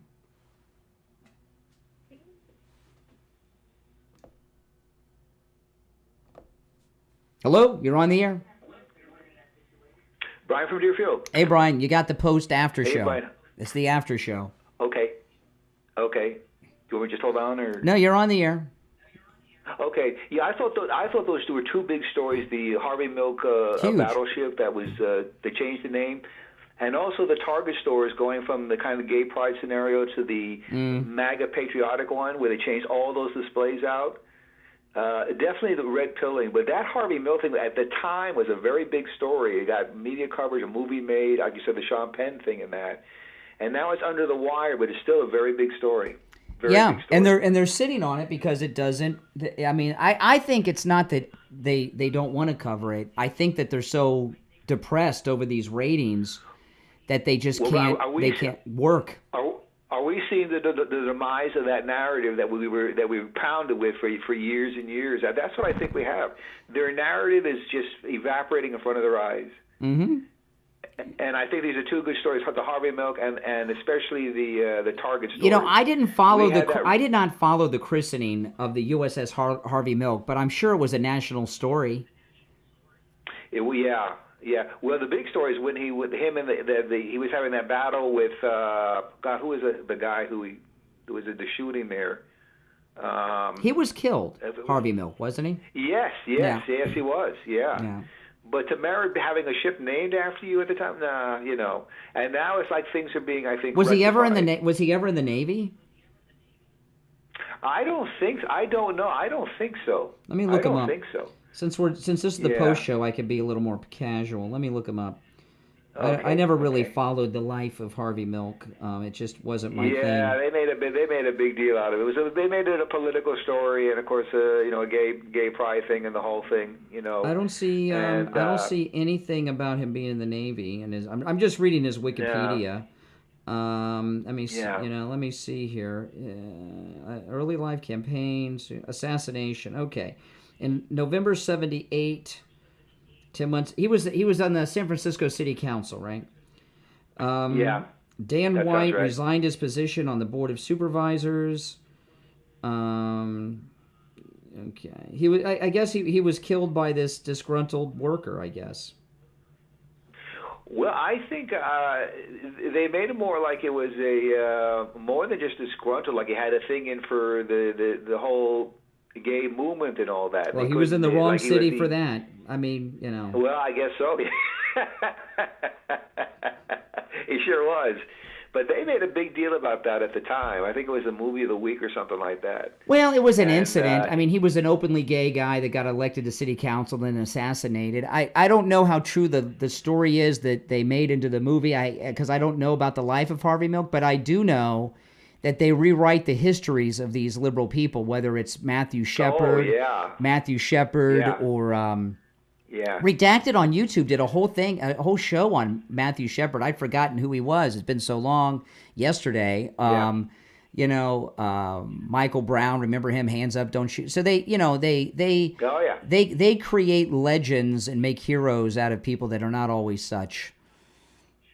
Well, they definitely aren't. I think in the Harvey Milk thing, they were trying to make that his shooter was a family guy, a religious guy, and like a zealot, and he couldn't deal with the whole gay thing and that. Maybe. It's a one-sided portrayal. One-sided portrayal You know, to fit their narrative. in '78, gays were. I don't know what it was like. I was 7 years old in '78, so I don't know what it was like to be gay in '78. But wasn't San Francisco? Weren't they out in San Francisco then? Yes, I think that's where it was kind of incubating, and then it went mainstream, and especially with that movie. Well, and he AIDS became a cultural icon. hit when Reagan was president in the early '80s, and the U.S. cases started in San Francisco. That's where patient zero was at. So I imagine the gays were pretty out and about in San Francisco with the bathhouses and everything in '78. I just find it hard to believe that the story we hear is the full story. I mean, obviously the guy was a bad guy to murder a man, but what I'm telling you is, did he do anything that rose to the level of having a U.S. naval vessel named after him? I don't know. Well, that's it, Brian. How does it correspond that a guy like that has a military Navy ship named after him? I don't. Where does that come from? Where does that come from? It's ridiculous. Well, you because talk about a stretch. You're talking about That's the people. a real stretch. You're talking about they legalized gay marriage in the Obama regime, and they lit up the White House in rainbow flag colors and stuff. So it was part of a pro gay trend that they were doing to placate their base. I don't know. Absolutely. I mean, like I'll tell you this, like if Harvey Milk, as an example, was a naval war hero, I'd okay. Right. No. He wasn't. He wasn't. He was just a guy in political office, and the media got a hold of it, and they made him one of their crusaders. Mm-hmm. Die for the cause. One of those type of deals, All right. I appreciate yeah. Go ahead. You had something else? Thank you, Brian. All right. Take care. No, I was very surprised at the caving in of Target. Boy, it really just shows Well, that they were pushing that stuff. I had been. Remember the I'm big display wondering. when you came in? Yes, I went to my Target yesterday. They didn't have the new stuff up yet, but I wonder if there's been a big management change that we just haven't been made aware of. Nobody's really investigated how this happened, and I don't know why no one's gone to Target to find out what led to the. See, that's another thing. If this would have happened in Trump's first term, Target and the renaming of the USS Harvey Milk, it would be "War on Gays" would be the headline. War on gays during Pride Month, and there's a lot of reporting that this happened at Target, but no one's looking as to what led up to it and why Target did it. I haven't seen them approach management at Target or anything to find out what went into this decision, because it's a risky thing for them to do. This could have gone south for them. Oh, absolutely. I haven't heard of any shakeups in the management, but I don't know. But that was a major. They did a 360 on that. I haven't even heard of I haven't even heard of a protest in front of a Target over this anywhere in the country. No. I think people have had it, and now a lot of this is coming under the limelight, and they're not pushing it because it doesn't fit their narrative. But I thought symbolically that was big, and I thought the Harvey Milk thing, decommissioning, changing the name on that ship back to a different. What I'm wondering is, like for example, no protest at any Targets, and no proper media coverage going. I'm wondering if it's because USAID got shut down by Doge, and the fake protest and the media aren't getting funded to do things like this. How many of the liberal protests have been paid for by USAID in the past? Well, that's what I'm starting to wonder. Now we're starting to see how big that financing was from USAID. I think you're onto something there, because ordinarily they would just fund it away and nobody knew. But cutting that pipeline seems to really threw a monkey wrench into a lot of things they were doing. If this were an Obama, if this Target story was in Trump's first term, there would be protests in front of Target stores with the media there, and there haven't been any. And the only thing I can see that's changed is USAID. The Harvey Milk ship, and by the way, these things happening in Gay Pride Month. That's that's big. The timing of it. Mm-hmm. Yeah. The timing is like in your face. Like you put it in our face, now we're putting it in your face. That's right. Now the change that would that have to come from a executive action? It says I read an article about it today. U.S. naval vessel names are at the discretion of the defense secretary. Okay. So Hegseth can do this all on his own, but I'm sure that he ran it by Trump because because this could turn into something. Yeah. You know what's interesting, Brian? I never thought I'd see the demise of a major political party in this country, but you know what? We're starting to really see it. And there's no hope for them to come back. They're on the verge of becoming a third party. But you know what could happen is this Democrat socialist bullcrap that AOC and Bernie Sanders are always plugging, even though they're both millionaires. Right. That could be the second party, the Democratic Socialist. The Democrat Party's done. Wow. It's amazing. You know, they came from their heights and all the things. And I wonder, how much does this ID USA play a part in this? A huge part, I think. How big their financing was from there and how many people are getting checks from there is stunning. But to actually watch in real time the demise of a major political party that goes back generation to generation. Well, the Democrat protest, if you remember in the first campaign when we had all these rallies, all the liberals, including The View, they would say everybody's being paid to go to these rallies. Yeah. Which is, I've never been paid. And the reason they think that is because that's what they do. They pay people to protest. They pay people to go to speeches. So they just assume we do what they're doing. And it looks like that was USAID money. Well, you wonder how many people, when you were at the Tesla rally, you wonder how many people they were getting a check who were protesting.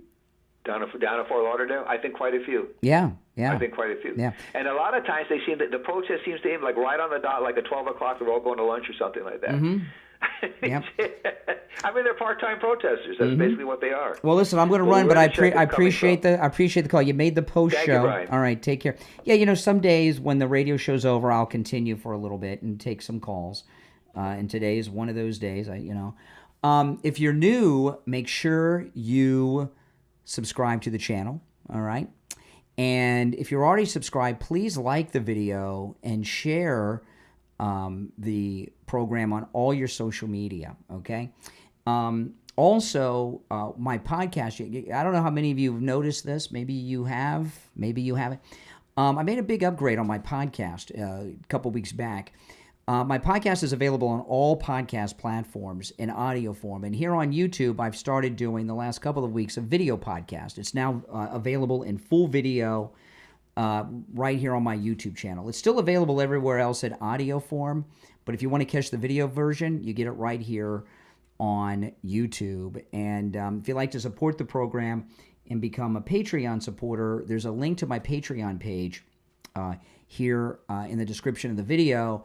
And Patreon supporters all get access to commercial-free editions of all of my podcast episodes. And what I've been doing now is you get a commercial-free version of my podcast in video form if you're a Patreon supporter. All right, guys. Listen again. Thanks for watching, and I'll see you next time. Take care.